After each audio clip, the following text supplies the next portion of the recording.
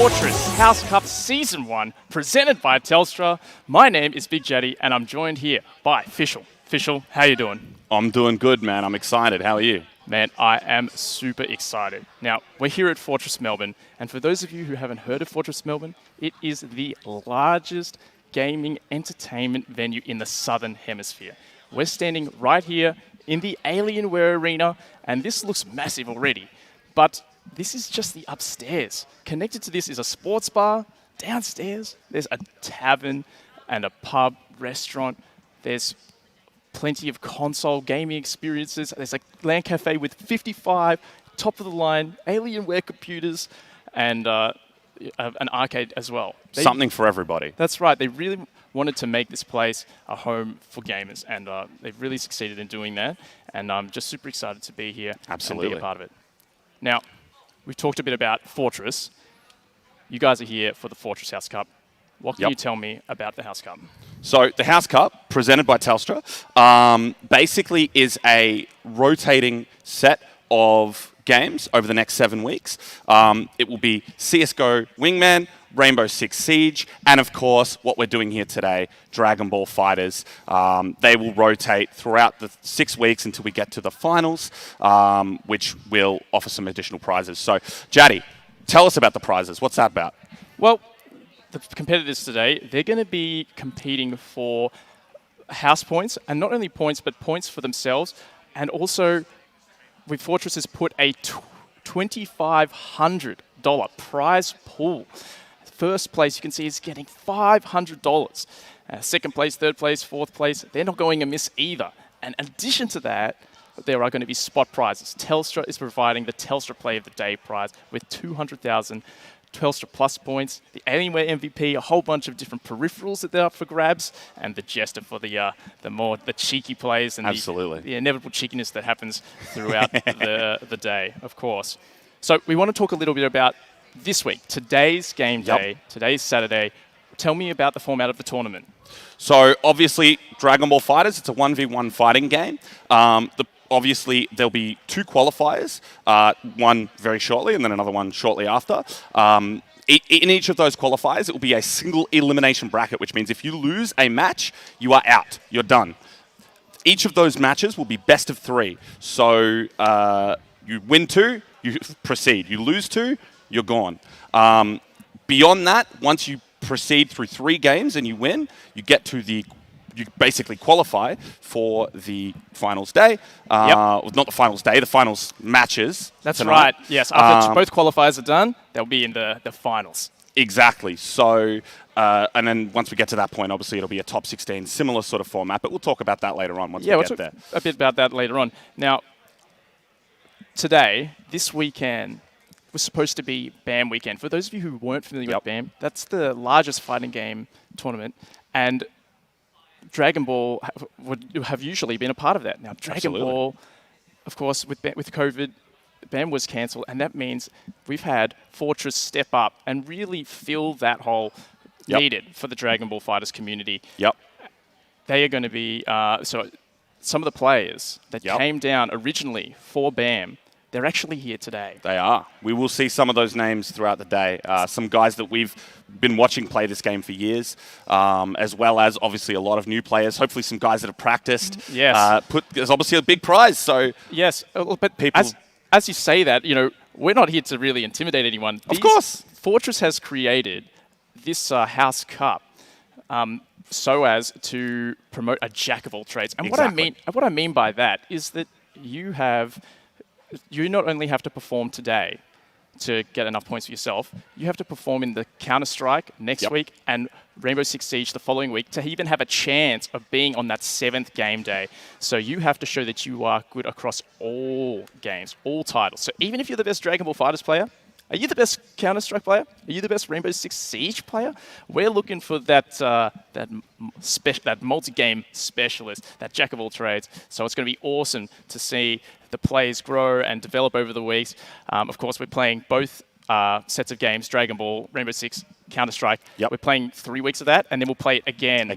So there's going to be, we're going to see some development from some of the players too. You'll hear from us again later on in the month. Definitely. on top of that, obviously, let's talk about the houses a little bit. Yeah.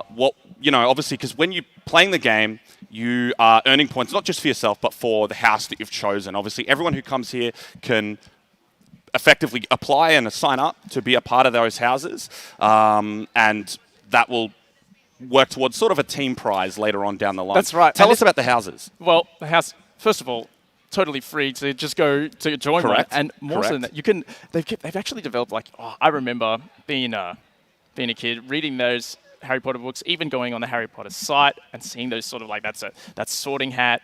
Yep. Fortress developed a quiz on their fortressmelbourne.com, and in this quiz that you can take, you can find out which of the houses you belong to. Now we've got Boots and a whole bunch of other houses, but quickly, we just want to talk about the pre-registry prize. Yes.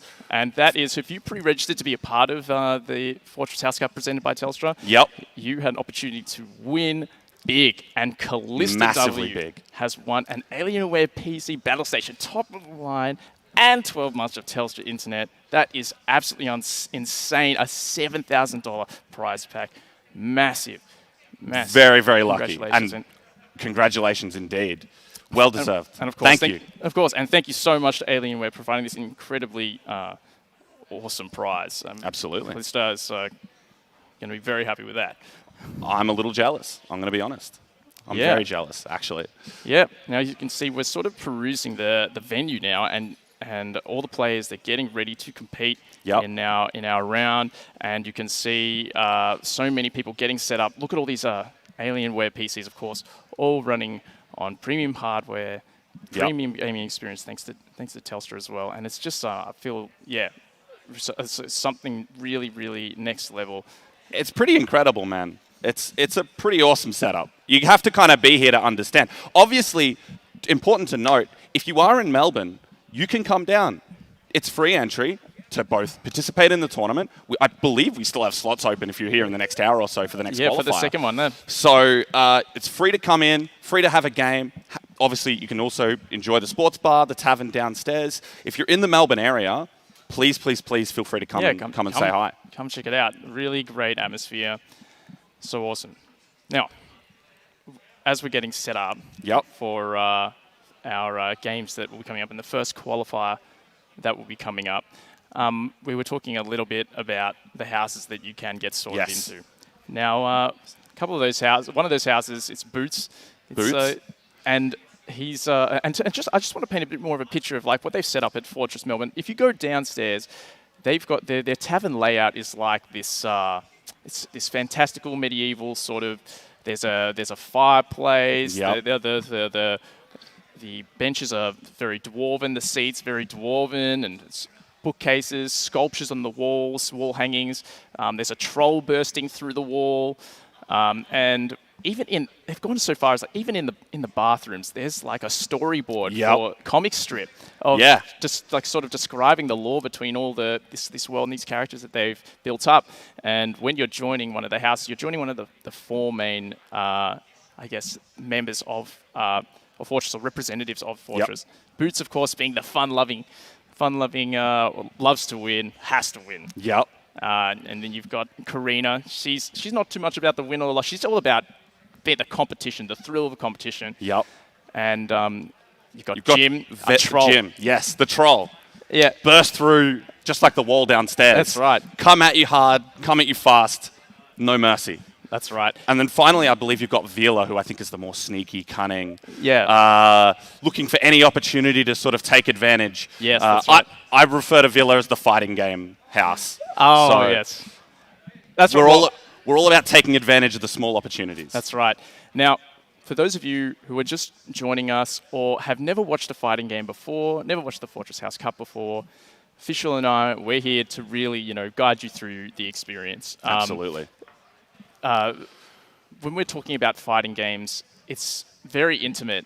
It's not just about a character versus another character. It's it's your mind, your psychology against somebody else's. Yep. And we're really aiming to give you a keen insight into like what these players are thinking at any given point, what's available as a menu point, the kind of pressure that they're under, the kind of mind games that are going on. You know, fighting games are all about this sort of unsaid conversation of, you know, bluffing and betting and you know, are you really going to do that? And oh yeah, I am, and this is what I'm going to do. I bet you can't deal with this. Will I do it a third time? Yes. That's the real question. The ultimate fighting game question. It's like, you know, so I'm super excited to be sharing this with you guys and to really see the kind of, you know, like competitors that are going to come out, you know, like. But more importantly, I hope that people can watch this. Obviously, like we said, we're going to guide you through it. Fighting games are for everyone. You can participate. I want to get the viewers at home, I want to get you guys interested in Dragon Ball, interested in the game. Maybe you want to have a game of your own. Maybe have it, you know, maybe you want to get it on Steam or whatever, and play with us. We love welcoming people into the community, so I want to really get that out there, get you guys interested in actually trying it yourselves. Well, look, you know, your passion, it bleeds through. Like this, you personally have been running weekly tournaments, online tournaments, free entry, just out of pure love, passion for the game, and you know, people just come and compete on a weekly basis, and you know, get to improve together, make new friends, all that sort of stuff. Yeah, all my friends are Dragon Ball players. That's right, and all of them. And what's important to us, you know, as fighting game competitors, is so important to Fortress as well. Like having that community sort of feeling, like having people in the same space, sharing their hobby together, and being surrounded by other people, and being able to just play games with other people, and have a space that you can come to really, you know, be in that community and really, It's a really similar feeling of camaraderie, I think, between, you know, the Dragon Ball community, the fighting game community, and obviously what Fortress is trying to put here together with the tavern and the homely vibe. That's right, and especially creating something like House is a really playful way to get people, you know, competitive and interactive, and create those sort of fun little groups. Of course, you know, your participation today not only earns points for yourself, it earns it for your house. So, you know, there's going to be some prizes for your house, for the winning house as well at the end of these 7 game days. And I'm super excited. Of course, Season 2 is already planned. And Fortress is super excited to be delivering, and we're very happy to be a part of I'm this very too. happy to be here and be part of it. It's very exciting. Both of us. I speak for both of us, definitely, when I say that. Obviously, still waiting to see who our first matchups will be.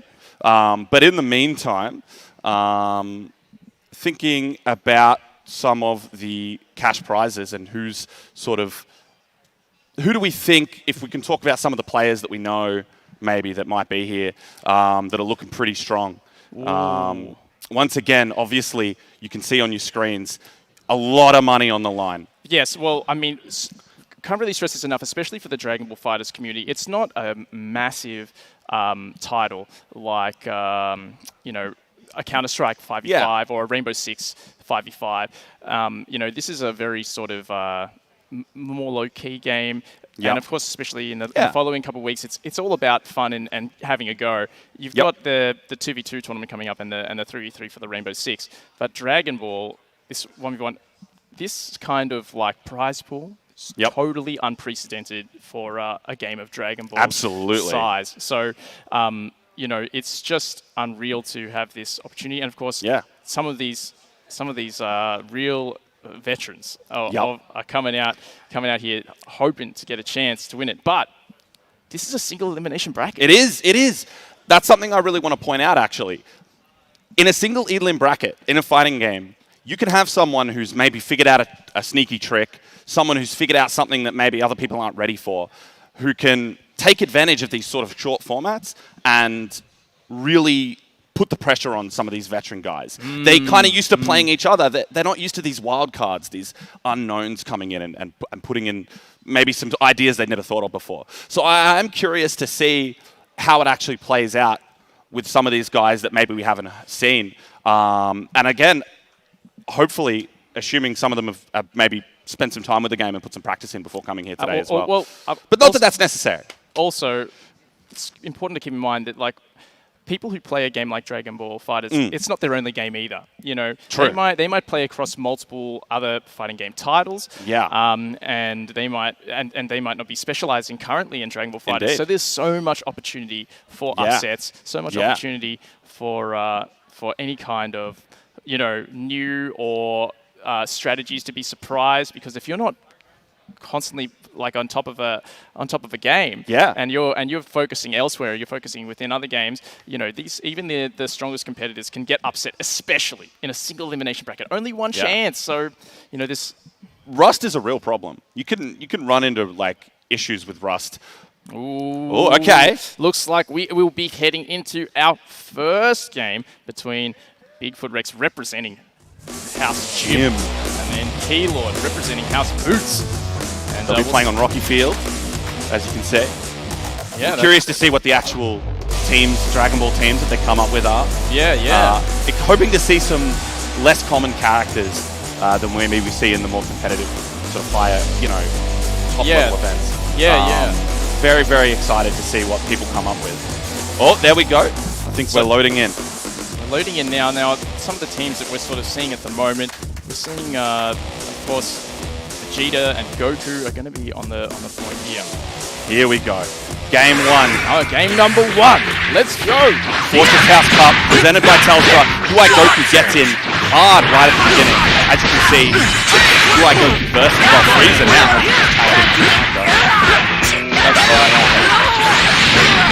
Keylord gets a great follow-up there. He's going to launch Frieza into the air to continue his combination. There we go. Oh, he's got a massive amount of pressure there. Yep. Now, of course, a big thing is we've got someone like Bigfoot. He's trying to get up from the ground, and he's trying to get out of this pressure. Keylord is stopping him at any opportunity. He's using his... Ooh. That's a really nice parry. Doesn't quite get the full capitalization off of it, but does punish that super move. Right, beautifully. Yeah, Bigfoot did go for a super move there. Keylord works directly underneath it. He's going to get a nice hit here, and he's also going to get rewarded with the corner, which is... Ooh, never mind. It's not a bad combo. Not at all. And takes advantage of Bigfoot trying to call him hit there as well. Oh! Opens him up and opens him up again. Going to be able to keep in the corner. Now, obviously, in this kind of game, having them in the corner there against the wall is very, very advantageous. Right. Oh, but he tries to get out. It doesn't work. Keylord was very happy after seeing Rex throw out that super move unpredictably last time. He's very happy to stand back and just let Rex make another rush mistake. Keylord capitalizes. Yeah, Keylord taking advantage. Rex is trying to find opportunities, but they're dangerous. If you make a mistake, it's very easy for Keylord to get in and get guaranteed damage effectively. Bigfoot finds an opportunity though. He's found a hit. Oh, but he gets hit with the up kicks from Keylord, and Keylord only has one more character to take out from Rex. That's it, it's just this hit, the big purple man himself. Obviously with the huge advancing buttons, he comes in with his fists. And he also has the parry, as you can see. Really, really exciting, hype character to watch. Unfortunately, it looks like Keylord knows exactly how to deal with it though. And he does finish him off with that super there, taking the first round of this best of 3. Yep. Now, of course, Keylord, he's representing 3 Gokus here, but I think we only got to see 2 of them that time. Oh, no, we got the Gogeta in the back. The Gogeta. I don't think we saw him very much. So we didn't get to see Gogeta that time. But of course, you have to actually knock him out. Do it again. Do it again. It's best of 3. It is best of 3. Can Keylord repeat? That's the question. We're about to find out. Blue Vegeta on point. Really good, like long-range character. He can really sort of stay at distance. Although in this case, he seems to have gotten a little bit close to UI Goku. And just eating a bit of damage there. Keylord trying to use his other characters to gain space, and now he's rewarded with the corner where he gets a nice hit as Rex gets up. Rex failing to block, and Keylord will get a combo here. Ooh, he's going to finish this. Oh, he doesn't super. He doesn't super to end it. So close, but that gives Rex another opportunity to bring out here. Oh, Keylord will force him to switch. That's an interesting mechanic there. For people that don't know, if you have that blue life in your health bar when your character is off the screen, because obviously you're playing 3 characters, so one of them is off the screen. If you have a move that you can bring them back in, and they lose all of that health that they would have otherwise recovered. That's right. Rex was trying to give his other character a chance to recover, but it didn't quite work out. Once again, Keylord just punishing all these attempts at super moves. That's right, keeping the pressure on. Wow. Getting the launch, combining attacks of all his characters. Yeah, or everyone coming in to help. Oh, and another parry. Yeah. It's so stylish. I love it. Goes for it one more time. Doesn't quite work out. Rex will get a hit here. Yep. Opportunity, but he just drops that vanish ender. The teleport move at the end didn't quite connect. So, Keylord with another opportunity for big damage. Well, doesn't finish it off, but there it is. Just blown. Now it's just Frieza. The iconic villain. Yes. Another super move being thrown out. No punish on this one. Oh, we'll find an opportunity here. This is it. There we go, knockdown. Doesn't go for the super that time, unfortunate. Vegeta, we finally see him. The newest character in this game, by the way. Only recently released as DLC. And he will take that quite convincingly. He will be the one. Not dropping a single character through that entire set. 2-0 and looking good. Looking good, yeah. Keylord look like they've been practicing. Yeah, well, not only that, but Keylord might even be like he dropped a few combinations there. Yep. And that's important to highlight because he is live on stage in front of an online audience, in front of a live audience. A lot of people just haven't played in front of an audience before. Like, you know, you're at home, you're in this comfortable setting. It's really easy, and you're in training mode. You're doing your combinations. It's stressful, man. Yeah, and so being on a live stage, being on a live stage, especially, you know, our voices here, they're projecting to the whole of the Alienware arena, and they, you know, they have an they can really... They might be able to hear us. They might be able to hear us. They can definitely hear the crowd cheering, the crowd, you know, calling out. That's a lot of expression here. Now, we'll come to this replay here. Yep, we're going to have a Telstra replay of Keylord going in, massive amount of offense, happy to just keep hitting those small jab punches. They bring UI Goku really far forward, and he's able to kill Frieza very effectively. That's right. Once again, he also has an invincible wake-up move that he's just done. To try to stop Bigfoot from doing this pressure. Yep, that's right. And you can just see Keylord was just running circles around him with this Ultra Instinct Goku pressure. Yep. Lots of punishes, lots of relaunches, and combining with his other characters for massive damage combos. Yeah. Really taking advantage of that character's sort of big punches. When he throws them out, they go a really long way across the screen. Here it is, continuing. The UI Goku, putting the pressure on. Yeah, once again, catching with the beam and confirming those assists, the assists he's running, hit a second time so you have enough time to run up and continue the combination. Very scary team that Keylord is running, actually. Yeah. And you can see it. And you can see everything was just very clean. He was really able to capitalize on all of Rex's opportunity. Every time Rex tried to escape, Keylord was anticipating the escape. So ready for that. Yeah, he was so ready for everything that that Rex had to throw out. He was ready for the you know, the sporadic super move attempts. He was ready for, you know, his jumping, his attempts to escape. He was covering all these options at the same time, really smothering him. Keylord gave him no opportunity to even really get any offense started. And then, you know, he capitalized. Most of the time, he was landing near full combinations. Yeah. Now, was I right? I believe Keylord was representing Team Boots, right? Ooh, that's right. So Boots is going to get those points. I'm keeping an eye on that, keeping a mental idea of how many points each of the teams is getting. And of course, there's so many games going on. That is true. We're not watching all of them, sadly. Wish I could. Yes, unfortunately, we can't watch and commentate all the games. But so, you know, but as the tournament progresses, the level of play, the quality of play can only get higher because this is single elimination, which means only the best players are going to, you know, exceed. And then especially in an open tournament like this, there can be so many like just dark horses. People Yep. come out of nowhere. That's what I'm saying. There's always a potential for an upset in a single elimination bracket. You never know how things are going to pan out. Obviously, we will get a better picture of things as time moves forward in terms of who's going to be remaining in the bracket, what houses are going to be obviously have the potential to earn the most points. But obviously, I have a kind of an idea of how it's going to play out. But again, in this single elimination, you never really know. I may see some faces I recognize, but that doesn't mean the guys that I don't can't make some magic happen with some of these sort of unknown tactics, like I said. So I'm very keen as to find out how this plays out. Keylord, I'm impressed, legitimately, in that last match. He actually knew his sort of bread and butter combos, the things that you sort of need to know if you're sort of developing into a tournament environment and a tournament experience. So obviously, like I said, it looks like they've been practicing, which is good to see. Yeah, for sure. Yeah. As we're waiting for the next match, really can't stress enough like how important it is to be winning these matches, because in so many other tournaments that maybe these more veteran players are used to, they're used to the safety of the lower bracket. Indeed. Yeah, and so these high-level players, they could be playing each other really early in the tournament, and we don't even know about.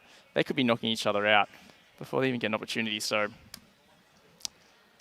who knows? They'd be scared. I'd be scared. I'd be scared of every person I've played against. Like, if it's me, and I might not have the skill or the confidence of some of these guys, but if I was stepping up to someone I never played before, I'm mildly terrified that I'm about to find out something I don't want to know. Yep. And especially in a single elimination, you got no safety net. I can't stress that enough. It's actually terrifying being in a single elim tournament. Yes, absolutely. As I said, and you also don't get like an opportunity to see who's playing in the tournament, what they're playing. Maybe just like watching over someone's shoulder and being like, oh, I've got time now. I can watch what other people are doing. This is a fast pace, qualifying single elimination tournament. Yeah. We can even see behind us there's obviously quite a few matches being played out, so we're definitely moving through this qualifier fairly quickly. Yeah. As I said, we'll see where things end up. Like I said, I'm already seeing some faces I know, so still curious. Yeah, that's right. Now, guys, if you are joining us from Melbourne, Victoria, we've already said come down.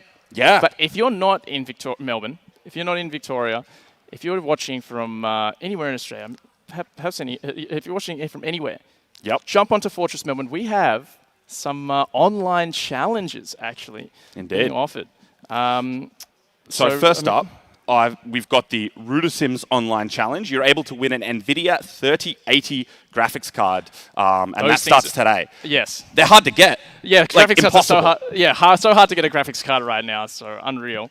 And we've got Fengetta's online challenge, which is to win an Alienware gaming laptop. Worth a lot of money, no doubt. Yeah. Again, both of those start today, so you can jump on the website, learn about the challenges, read about it, and participate. And we hope that you guys jump on and give it a crack, because it's free to enter. Yeah, for sure. Now, you might have noticed in that first game that the players had like their names on the screen, like they're playing online. They are matched online, but they're all here in venue, right next to each other. So, of course, it's powered. They're all playing on the Telstra network right now. So, obviously, they're in venue, but they're still connected by networking equipment, by internet equipment, and obviously, as far as we know, it looks to us to be a pretty flawless experience provided by the Telstra network. So yes, that's right. And they're playing on top-of-the-line computers. Oh, and absolutely, the machines, obviously, top-of-the-line Alienware machines. So pretty cool. Yeah, it looks good. I wish I was playing on them. Yeah, legitimately, right now. I'm sad I'm up here and not down there. Oh. No, I'm happy to be here with you, Jay. Don't worry. No, I've been to Fortress a couple of times myself.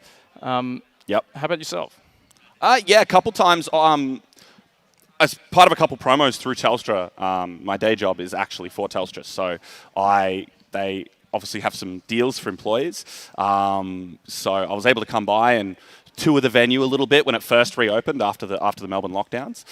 It was pretty exciting. But I feel like we should remind everyone of our pre-reg winner. Yeah, that's right. So our pre-registered winner, if you registered to be part of the Fortress House Cup presented by Telstra, you had an opportunity to win this Alienware PC Battle Station plus 12 months of Telstra Internet, a $7,000 prize pack. And the winner, of course, was Callista W. Just what an amazing prize. So absolutely unreal. Very, very lucky.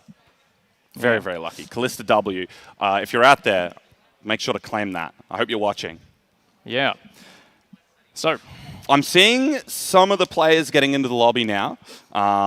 Couple of names. Again, not super familiar with them, but when we see them on stream, we'll see what house they're representing. See, we have to acknowledge that we could be a bit ignorant. These guys could be. That's true. They could be, professional Counter-Strike or Rainbow Six players for all we know. Yeah. Just making sure that they're securing their spot in the finals. Yeah. So and by being here for Dragon Ball, trying this out, so they could be They could have been practicing on the low. It's true, and we know that there's some players, some people that well known outside of the Dragon Ball community that are entering today, from the wider gaming sphere or even the comedy sphere. That's right. In the case of Mark from Auntie Donna, who's here today, who we might see later. Ooh, we're loading into the next game. Getting started now. There we go. And so on the left-hand side, you've got Adzo Spander representing Vila, I believe. No, Karina. Oh, that was Karina. And now we've got this next match here. Adzo's Panda vs FighterZ. FighterZ playing the Jiren here. Yep. And big damage, lots of parries. Blows you up when you're trying to get in on him. He'll do things that'll probably be very annoying. That's right. Woo. Nice attempt at a combo confirm there, but there we go. That was a great catch 2S. there.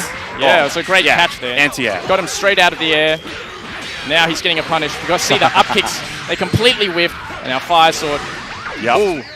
He's seeing this opportunity here to finish off Yamcha. That should be Yamcha's down. That was Obviously, a great extension. Jiren is really good at dealing with those air attacks, with that sort of air fireball. If they come at you from up high, he can do that. That was not an up high attack. That's right. We saw Adzo's Panda going for a super move there and does catch. He's got some corner opportunity here. You can see he's pressuring the corner. He goes low. Ooh, this jump out by FighterZ. Nice. He jumps Beautiful out jump back. and punishes as and the up kicks as well, stopping any opportunity to fly. As you can see, Ready for that super dash. Oh, what great catch there on the approach. Panda tried to come in. Vegito very famous for having those big legs, those big buttons. So if you're not careful, he can hit you from further away than you think. That was a big super that he unfortunately whiffed. Adzo taking full advantage, getting straight back in. Going straight into the super move here. Oh, wow. And keeps him in the corner. Yep, keeping the pressure on. Nice. That's right. With that jumping attack there. Able to do a decent amount of damage to Frieza. Okay. But Frieza claps back. Ooh. Catches him in the air. Panda will get the relaunch on Frieza. Frieza looking for an opportunity out. Uses Jiren to help out. And now comboing Now we're back to this sort of full screen situation, but not for long. Ooh. Adzo gets in. That's right. He manages to get out his Vegito, bring in Goku Blue, and now getting some recovery there. Yep. Getting a good amount of damage as well.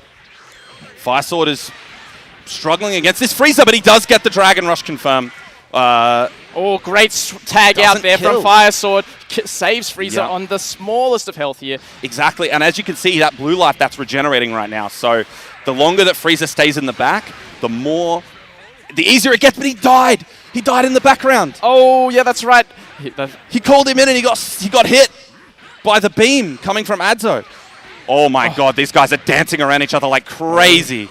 Oh, he's trying Lots to force of teleports. That's some great blocking. Oh! That was some great blocking from FighterZ up until that point, and we are coming down to the last character here. FighterZ has sparking available, which gives him a significant advantage. 7 bars of meter. Oh no. Oh, he drops the conversion there, but the he punishes. Launches him into the air. Can he get the full? No, he hasn't. He got the combo. Oh, and he's gonna take him out, completing that combo, blowing up the earth while we're at it. A destructive finish. Beautiful work. That was impressive. That ender was impressive. I'm proud of Firelord there. That's right. Fire and Sword. That's right. And Fire Sword is, you know, he's getting caught out a lot by some of these super moves that Panda is throwing out. Yep. Not just so trying to be very active and getting caught out. Let's see if he's gonna what kind of adaptations we're gonna see in this match. Opportunity for Adzo, but well, he got him again. Drop the first one, come back and hit him a second time. He's gonna use taking advantage. Using some projectiles here. Yep. Happy to sit there and block at the moment, but he didn't block long enough. Opportunity for Fire Sword. Nice Jiren combo. Puts him in the corner. Panda in the combo. Fire Sword finds it, shuts down his attempt to get out of the corner, and he's going to land a massive combo here. Yep. Big damage. Big damage. Oh, the spark? Using Sparking Blast? Mid-combo? Very clever. The parry! Ooh, he gets the counter, and he's going to get some big follow-up damage here. Yep. Landing 2 big hits. Huge amount of damage. Doesn't blow up that super dash, but Nice. does get the follow-up, however. Yes. Getting the corner damage. Using the air rim to get in. Retreating. Oh, he shuts him down in the corner again. Jumps over that attempt to use the legs. Fire Sword with a strong lead right now. Already got half health down on this Yamcha. Panda. Fire Sword almost at full health. Throws out. Frieza took a little bit of damage, but nothing too crazy. Still plenty of opportunity for Adzo to turn this around, though. That's a good start. Knockdown. Gets the knockdown. Goes to try and pressure with some beams. Oh! You actually have advantage after that big back fist. It's actually still Yamcha's opportunity to keep doing stuff. So Adzo knew that and took advantage, although unfortunately Yamcha's getting hit right now. That's right. Fire Sword right now finds the opportunity, uses some range moves, converts straight into the to his super move. The Very death nice ball. combo. Beautiful. More destructive explosions. This game is beautiful, man. Oh! Panda with the first clean hit. Gonna go. Just a little jab. Got out of there. Oh, Fire Sword finds his way. Panda had used those key blasts just a little bit too much. Fire Sword finds his way around it a second time in a row. He's really shutting him down here. He's really starting to pick up on Panda's patterns. Yep. Oh, okay, there's a super dash, but doesn't turn it into a particularly big combo. Unfortunate. Gets caught by the death ball, but not enough. Oh, wow. Once again, Fire Sword, he has shown some great control, stopping Panda's attempts to get out. And Fire Sword is able to close it out. 2-0. Yeah, that's right. Fire Sword is going to take that 2-0. Also, that first round was a bit shaky, but that second round was very convincing. Much more clean. Yeah, that's exactly. right. Fire Sword was able to pick up on some of those tendencies. He realized that Panda was using those super moves at those sort of unpredictable moments, and he changed his play style. Changed his rhythm. Changed his rhythm in such a way that like he was compensating for that on his approaches. Yep. And then, of course, we saw Panda towards the end of that set there, he was playing very keep away. He was staying away. You could see he was getting swarmed. He wanted that space. You know, he was feeling flustered. He was getting himself away to the other side of the screen, and he's trying to throw out these projectiles, keep him at a range. But the thing is, Fire Sword was all over it. Yeah, he just knew that's how he was feeling. Panda did use the projectiles a bit too much, and he's just capitalizing the whole way. Ooh. Here we go. We've got the Telstra replay once again, showing off this Yamcha right now. Yamcha, a very interesting character, doesn't have a lot of the same sort of moves that some other characters have, but instead we get Jiren, who... Yeah, you can see all these... Explosive. We're just seeing a real showcase here of Fire Sword just really finding every opportunity to punish Panda's sort of flustered nature. He was getting really... Yeah, definitely really flustered by... But this is demonstrating that obviously the games were back and forth. Especially this first game. Adzo had a lot of opportunity here. Wasn't fully able to get that into a win, but you can see that he had the right idea. There was the right thought processes going on. Yeah, that's right. Panda couldn't quite find a way to deal with Fire Sword's escape options. He was constantly jumping out and making the right call. Really making great use of his movement. That was a really nice block on the super dash there. That was good. He was ready for that and called the assist to help out. So you love to see it. And this was Fire Sword with the combo ender, the level 3 super. Oh, he was so relieved. You could see the look of relief on his face. He's like, thank goodness I landed that combo on stage. Yep. And of I'm course, glad. That's what we're here for. We're here to see these guys show off their skills on the stage. It's right. actually so early on in the bracket, we've already seen exactly what we're here for. Yeah, and look, as you can see here, this is where FighterZ really figured out how Panda was trying to defend. He was trying to, attack as he got up from the ground, and FighterZ, he was aware of that. And he was using exactly the right offense, using those jumps. Panda just couldn't really make any adjustments there. He's reflected him away here and pushed him away and then perfectly punished. Now you can see Panda standing at range, but FighterZ, he was ready for that. So ready. He was ready for it consistently. Oh. See, FighterZ trying to find opportunity in those last moments of this game. Again, had the right idea, but FighterZ able to come down with the jumping attack, close it out. Yeah. And that will be FighterZ obviously moving on into the next stage of the qualifier. Single elims, so FighterZ, unfortunately, that'll be out of the tournament for them. That's right. But they can still have a beer afterwards, you know? That's right. There's no shortage of things to do here. That's for sure. Exactly. Exactly. Yeah. So I'm kind of interested to see like where the houses are gonna end up after this, because like, is it gonna be? I mean, you think that? Do you think that the people they've chosen, these fighting game players, have all chosen to go with the one house, the veterans? Maybe. They want to. As I said, there's a certain level of the house. I believe it's Sela, who talks about these sort of cunning, sneaky victories. And winning at all costs, taking advantage of all of your opportunities. That, as a fighting game player, that speaks to me.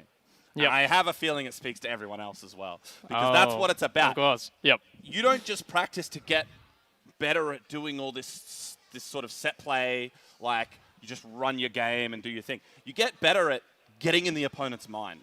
You get better at finding their weaknesses and really exploiting that to the fullest. And I think only one of the houses really talks about that. So I expect, especially some of the guys that I know here today, they're gonna. We'll see. I might be wrong, but I expect to see Silo everywhere, I think. Okay. Look, I consider myself much of a Karina house myself. It's all about that competition for the sake of competition. I mean, that's why I'm here. Yeah. It's never really been about the win for me. I just, what I really love, especially why I got into fighting games, Dragon Ball, was that feeling of like a real rival. Like, we're only seeing people play a best of 3 here, but when you're practicing and really trying to improve in this game, it's not uncommon to sit down and play the same person 30 hours. 30 games in a row, 40 games, 50 games in a row, same person, same teams.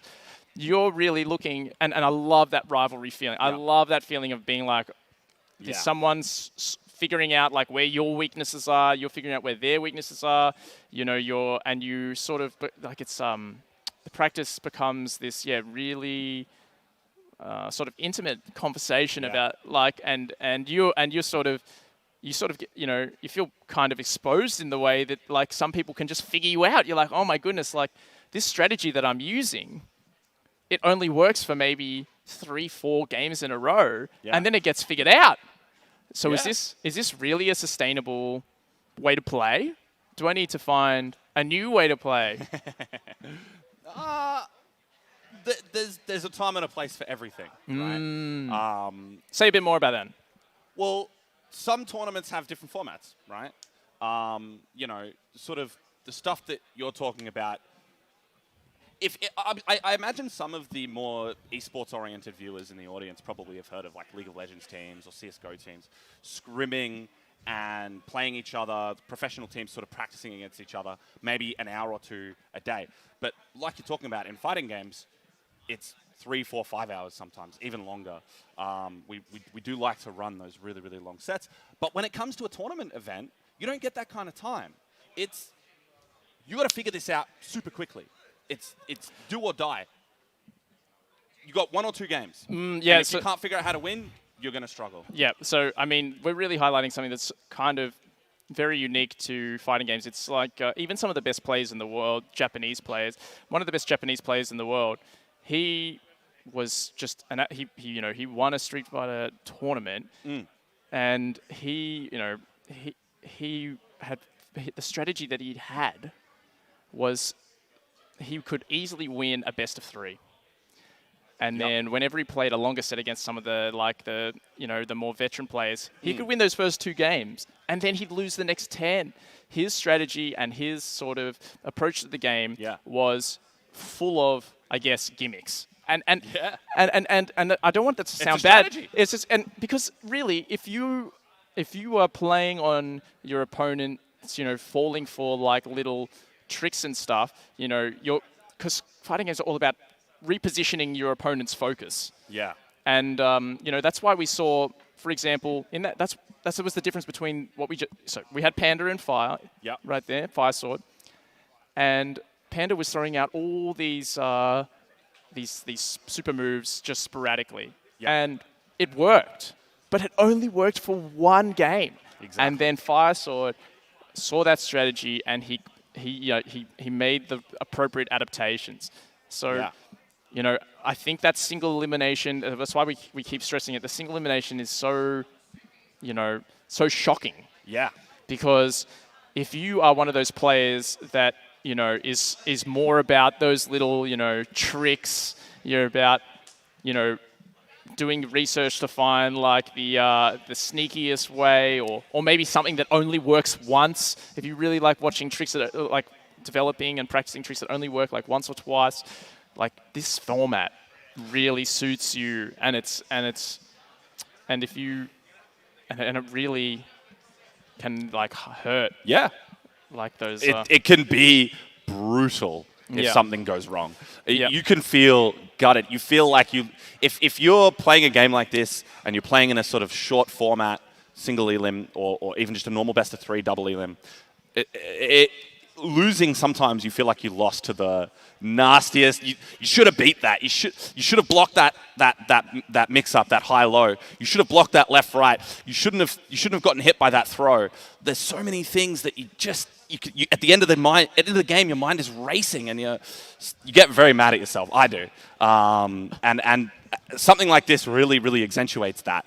But it's motivation. That's the important thing. Yep. You take that experience and you learn and you grow and improve and you get better at fighting in short sets, you get better at fighting in long sets. Yes, and that's something I love about Dragon Ball Dragon Ball and fighting games more broadly as a whole is it's something that I felt like, for me personally, when I played team games like League of Legends, when I was a bit younger, a bit more rambunctious, yes. I was very quick to shift the blame onto my teammates. Classic. And then it's not until you really get into these fighting games, these one-on-one experiences, that like you lose and the only person you have to blame is yourself. Like you can try and blame the characters up to a certain level. Oh, that character's too strong. Then maybe you play them and you realize it's still you. You're still struggling. You're still struggling. And it really like distills it down to like this really reflective self-awareness. How can you get better? Like, where did you take damage? What did you do wrong? How can you improve? And that's what I love so much about fighting games, and why I'm so like thankful that Telstra and Fortress have made this event possible, and are bringing fighting games, this beautiful genre of bringing it to the mainstream, showing the world, man. I'm so excited about that. I can't stress that enough. Fighting games, we sort of sometimes are in our own little bubble. Yeah. And it's not super often that we get this sort of exposure from someone like Fortress or Telstra or Alienware. So, with that said, though, we're obviously moving on into the next match. And we're going to see Fire Sword again. We're going to see Fire Sword again. So we're getting our first repeat competitor here versus Digit, of course, representing, House Bella, the one that you think that all fighting gameplay should be part of. That really crafty, the snake, cunning. And Fire Sword, of course, showing quite... Now, Fire Sword, last game, Digit's been able to actually potentially see FighterZ play. Has seen FighterZ the way that he likes to play defense, the way that he likes to play offense. Digit has more information on FighterZ right now than FighterZ has on Digit. It was up on that big Alienware Arena screen for the last 20 minutes, so Digit has all the opportunity in the world to adapt prior to the game actually starting. That's right. Now, FighterZ, the combos, you know, they were good. He was doing a significant amount of damage. Yeah. He was completing them. He didn't seem to be really badly affected by nerves. Like when it came down to it, there was that clutch moment where he got where he managed to finish off the first round. And you can see this is someone who, maybe the second time on stage is going to feel a lot more confident. Yeah. That's a big bonus. This is it takes first time here. It takes time for the nerves to go away. Yeah. But when they do, you really get into the zone. You really feel that Zenkai boost, as it were. And FighterZ has an opportunity now to really feel settled, feel comfortable, not as stressed, not as nervous. Second game on stream doesn't happen very often, even for our veterans. So now let's say a bit more about FighterZ's team, because we actually got to see FighterZ play before. Now his team, we saw that he was representing FighterZ. Now FighterZ is someone really, really strong at the long range. Yep. Like has so many different projectiles that can fill up the screen. Yep. Rocks that he can throw. It's just a lot of pressure that's coming. A lot of coverage. A lot of coverage of the whole screen. Now, not particularly the fastest character compared to the rest of the cast. Indeed. But, if you can really anticipate how, your opponent is going to approach, FighterZ has a lot of tools. A lot of tools to deal with your approach. It's a double-edged sword, though. If they can anticipate how FighterZ is going to try to keep you away, you can take advantage of that, get in, and once you're inside that sort of close-range space, FighterZ really struggles. So it is sort of a double-edged sword. FighterZ has to keep you away, or you're going to be in trouble. Obviously, we're also seeing Jiren from FighterZ. Yes, and we didn't really get an opportunity to really break down Jiren as a character, but he's a character that is almost entirely focused on counters. He's really about anticipating how, letting people come close or putting up close pressure on, and then, going, oh, I think you're going to try and come back at me. You're going to try something, and then he just throws out that counter for massive damage. Yeah. So he's someone kind of the polar opposite of FighterZ, really. FighterZ keeps you away. Jiren wants you close. Jiren wants you to put the pressure on so he can guess where the gaps are and then blow you up for it. Yeah, that's right. Now, we just had a technical issue, so we'll just keep chatting for a bit.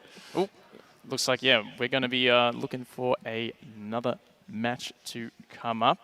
So, while we're here, I wanted to talk a little bit more about, the downstairs and the sort of feeling that you get from FighterZ.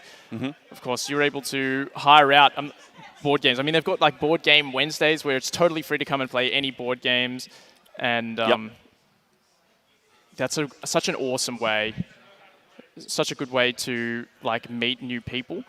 When if you're just like looking for something to do, you're looking for like-minded people, you're into board games yourself, like coming to a board game thing, and everyone here is so friendly. They're just wanting to have a good time. It's such a community feeling. You can come in, hey, can I join you for Catan? Can I join you for whatever?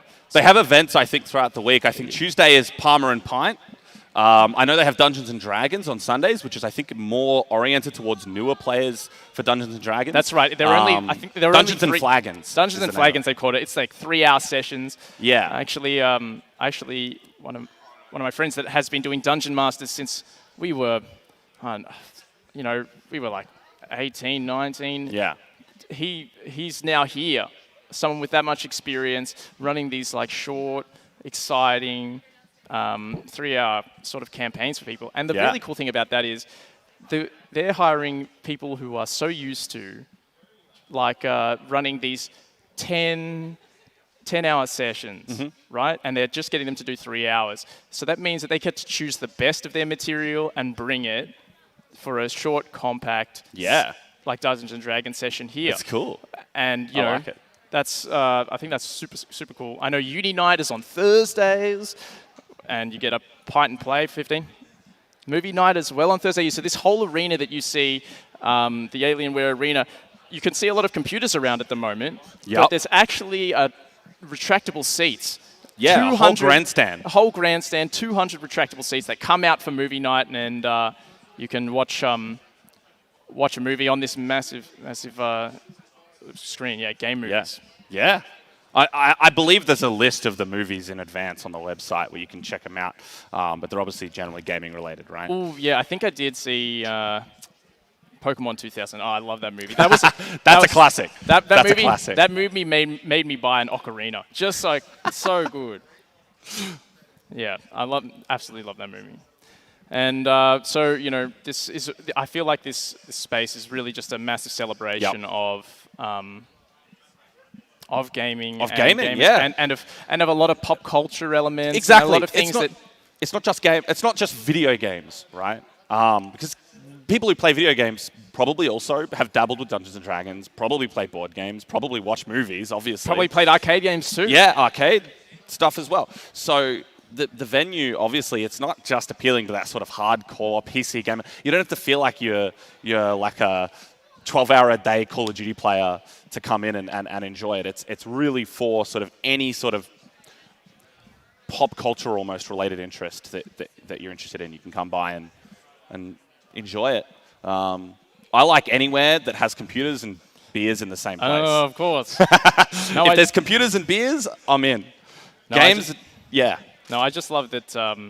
It's just a community space too. I feel like, there was a board game cafe I used to go to before COVID, and it was just amazing to have the experience of going to a cafe like that and having people and just getting that opportunity to play with other people. Yeah. And that was so cool. And they've recreated that here at Fortress, just being able to approach other people and play board games.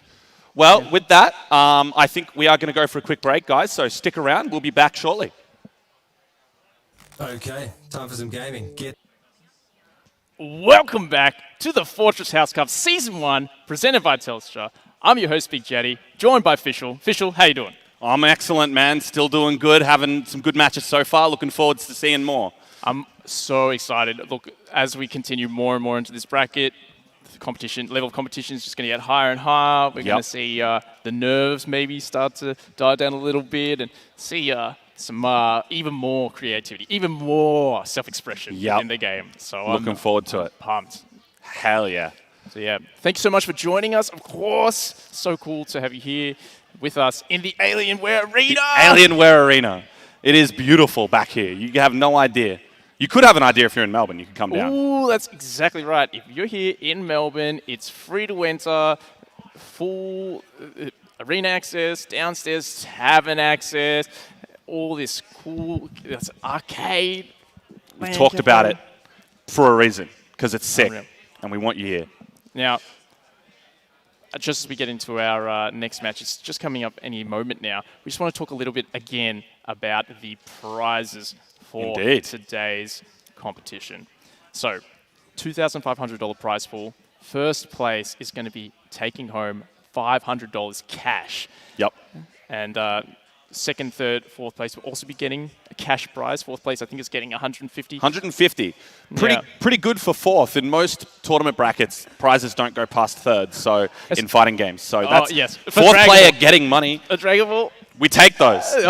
We'll take. And then, of course, we've got the spot prizes throughout the day. Yep. The Telstra Play of the Day. Yep. Which will be 200,000 bonus points. Telstra Plus points. Telstra Plus points. I know that you got some AirPods. Indeed. But the 200,000 plus points, 200,000 Telstra Plus points actually can get you a lot of stuff. There's a huge list of accessories on Telstra's rewards website. You know all about that. You already work. Exactly. AirPods Pro is one of those things. You can get headsets. You can get the Xbox Elite controller, which is really cool. I have one of those as well. It's got all adjustable thumbsticks and stuff. It's pretty sick.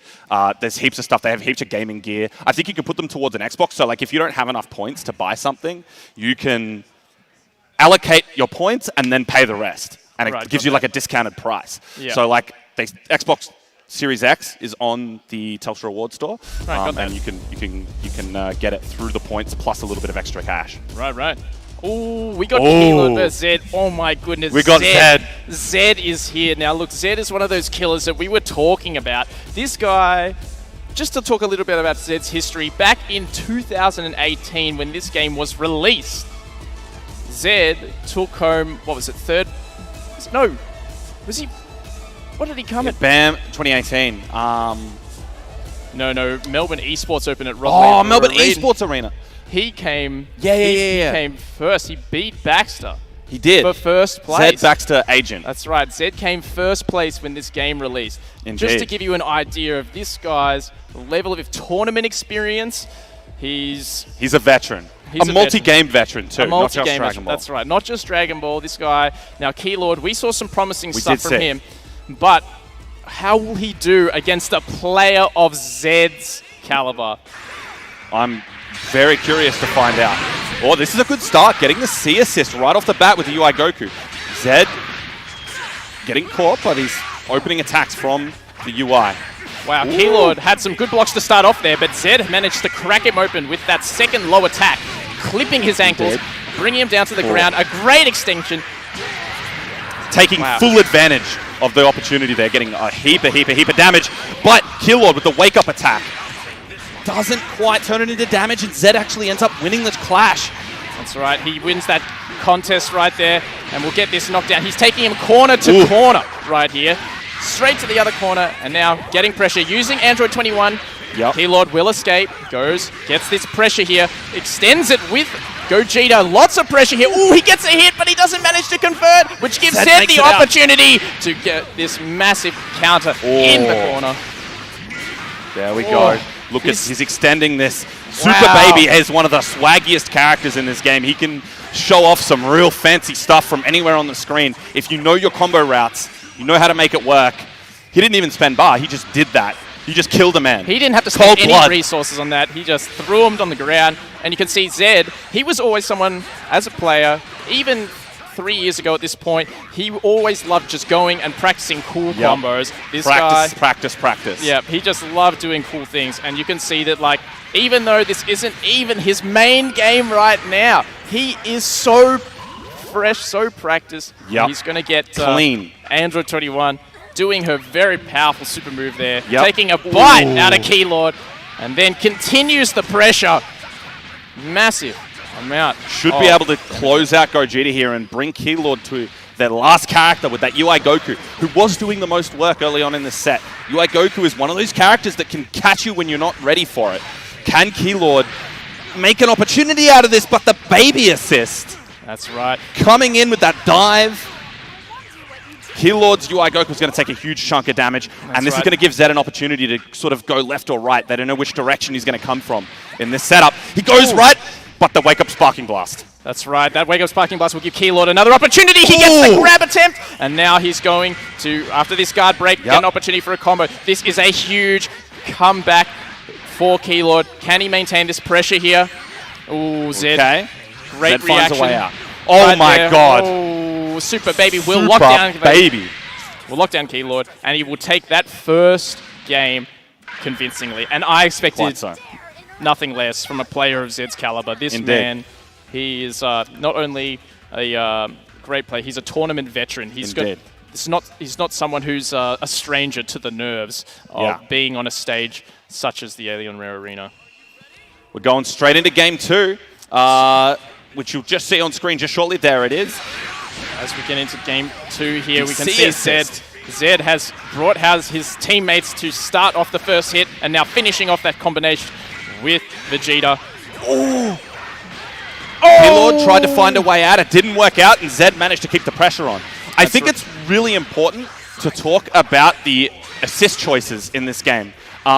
Zed is taking particular kinds of assists. Both these players, building a team isn't just about playing characters you like the most. It's about playing characters who can come in and help you the most effectively, and that suits your other characters the most. They all have to work together and sort of blend together and all suit each other's skill sets. And as we know, Zed, being a veteran of the game, is able to pick a team that really all fits together and suits each other really, really nicely. So that's right. And now we've got here, Zed is just getting so many huge combinations. Of course, yep. He's mastered this. And look at the amount of damage he's about to do here. He's about to take off 80% and then have the opportunity to continue pressure, continue the momentum now. Ooh, he goes to the other side, hits those ankles a couple times, and finishes off Keylord's Ultra Instinct Goku.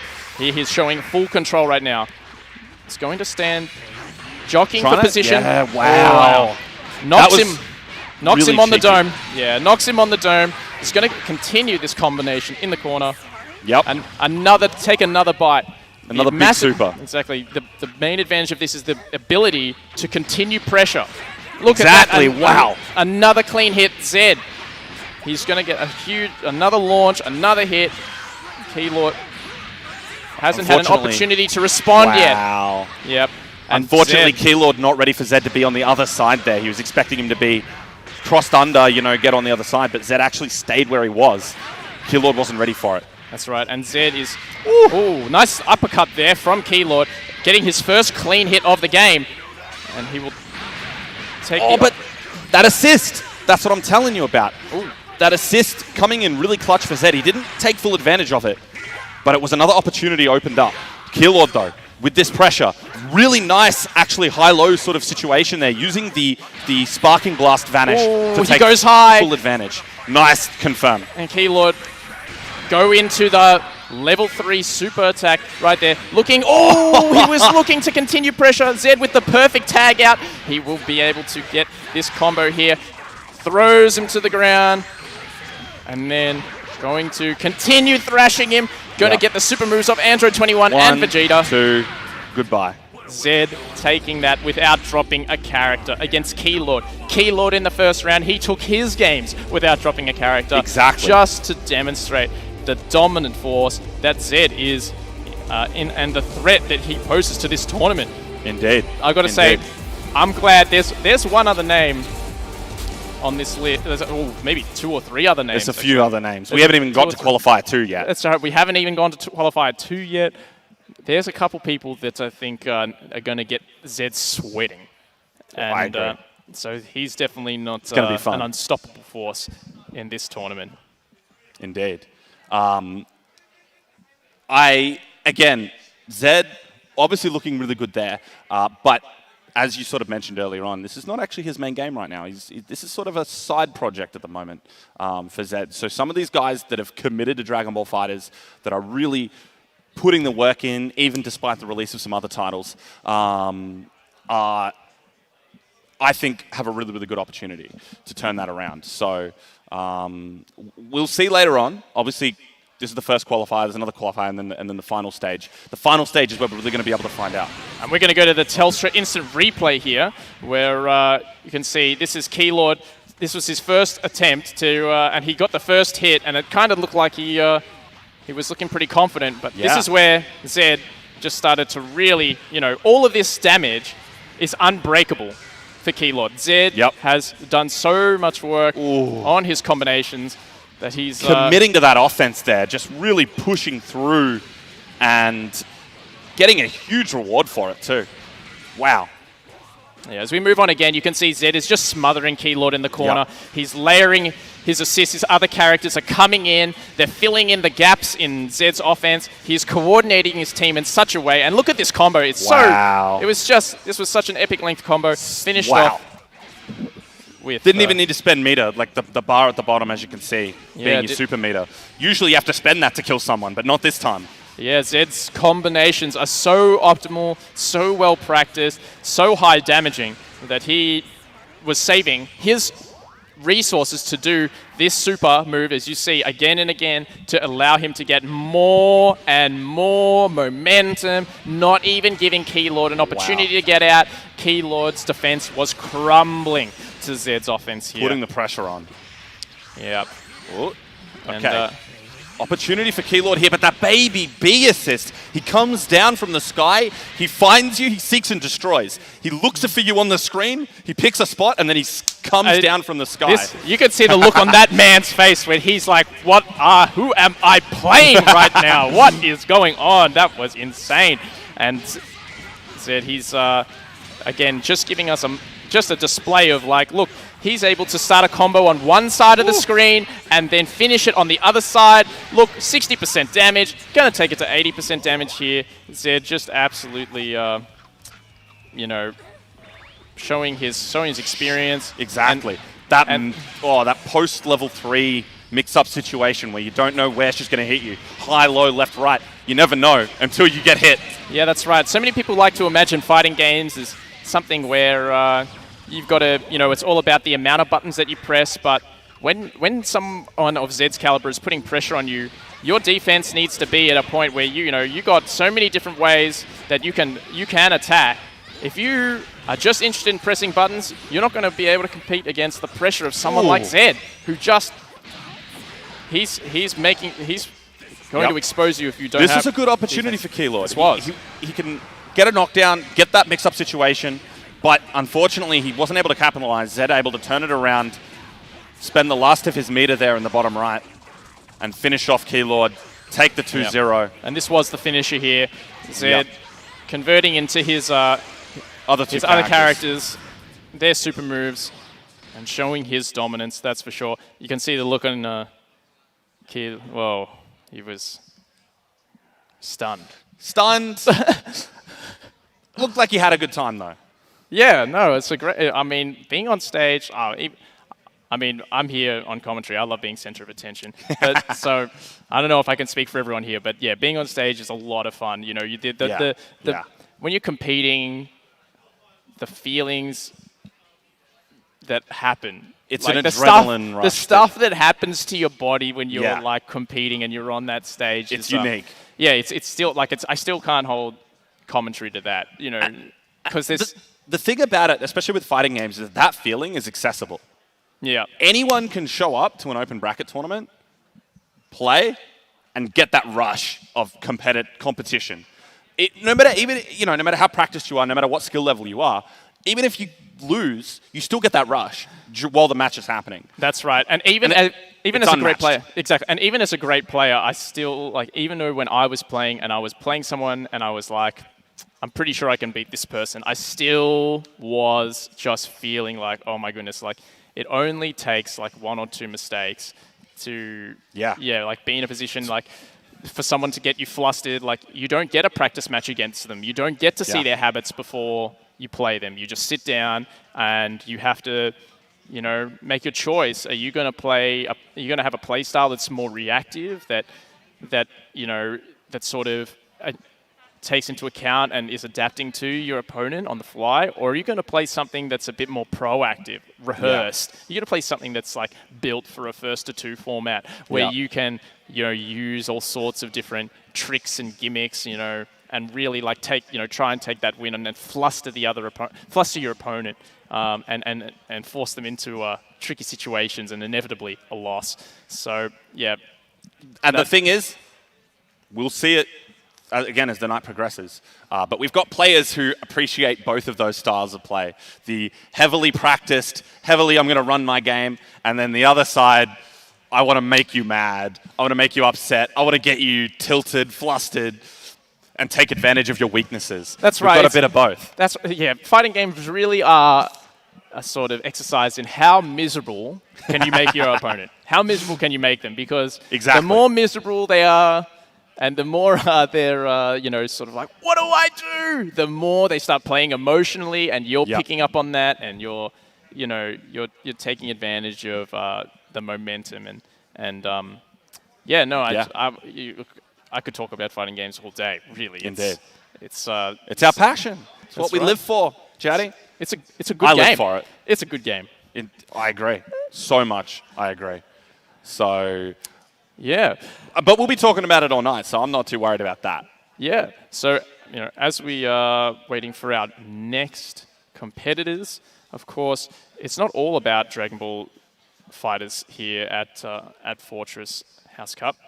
Telstra has created this so as to, it's spreading over 6 game days with a final at the end. And this is just one of 3 games. One of 3. So, of course, we got 2v2, Counter-Strike, and Game Rainbow Day Six Siege.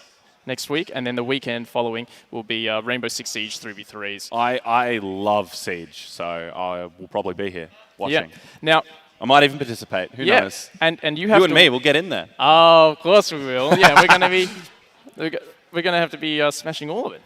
Because you have to. If you want to get to that 7th game day, you have to have succeeded here in Dragon Ball FighterZ. You have to have succeeded in Counter-Strike, and then also in Rainbow Six. And if the most individual points that you've gotten over all of them, only you are eligible to be part of that 7th game day with a exclusive prize pool. And so if you consider yourself kind of like a maybe not too good at Dragon Ball, but you feel like you're good at those FPSs, those first-person shooters, you guys still have an opportunity to be there and be a part of this and have an opportunity to take advantage. And make some money. Make some money. And, that's what it's about. Is prizes, man. The prizes are $2,500 for every single game day. That is insane. I know it's an insane amount of money, but really, I'm just here for the competition. I just love that there's just this space that's been set up for this kind of competition. Super, super excited. And there we go. You can see on the screen. You said money, and money appeared on the screen. Look, as you can see, first place, $500, and this is for every single one of the game days, not just today. Not just today. But over the next 6 weeks, and of course, the prizes for the finals are yet to be announced. But you can imagine, as everyone's coming here, if you get to the finals game day, right, you have to play all 3 games. Yep. So you have to play all 3 games on that day. You're not just going to be playing Dragon Ball or just playing Counter-Strike or just playing Rainbow Six. You have to be good at all of them. You have to be a multi-game. You can only assume it gets bigger and better, right? The finals day, the grand finals game day, you can assume it's going to be pretty good. If that's anything to go by, what we just saw, those cash prizes, pretty confident the finals will be pretty exciting. That's right. And of course, all of the formats of all of these tournaments, you've got this Dragon Ball FighterZ, but then you've also got a 2v2 Counter-Strike mode. It's really, these are opportunities to meet new people, be with other people. Yeah. It's not a 5v5 really super competitive format. It's just a really cool opportunity to have some fun with it. Yeah, and have some fun. Have some fun. Here we go. Oh boy. Ooh. Now, we're making some noise right now because this is Agent 17805, or as we like to call him, Agent Numbers. And he's playing against Yeeson. I haven't heard of Yeeson before, but I do know Agent Numbers. Look, he's picked Boot as his house, and that makes 100% sense. It does. This guy came into Dragon Ball FighterZ scene as somebody who was just like, who are you? And he was, and the way that he played was so chaotic.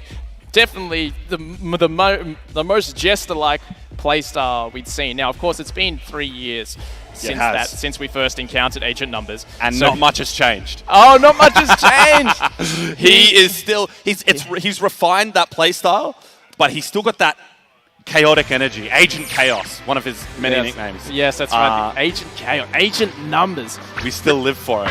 Representing Bardock, Goku's dad, and of course, he is going to be looking for. He loves Agent Numbers. Loves those scrambly, frenetic situations where he can get you flustered and capitalize on those situations. He thrives in the chaos.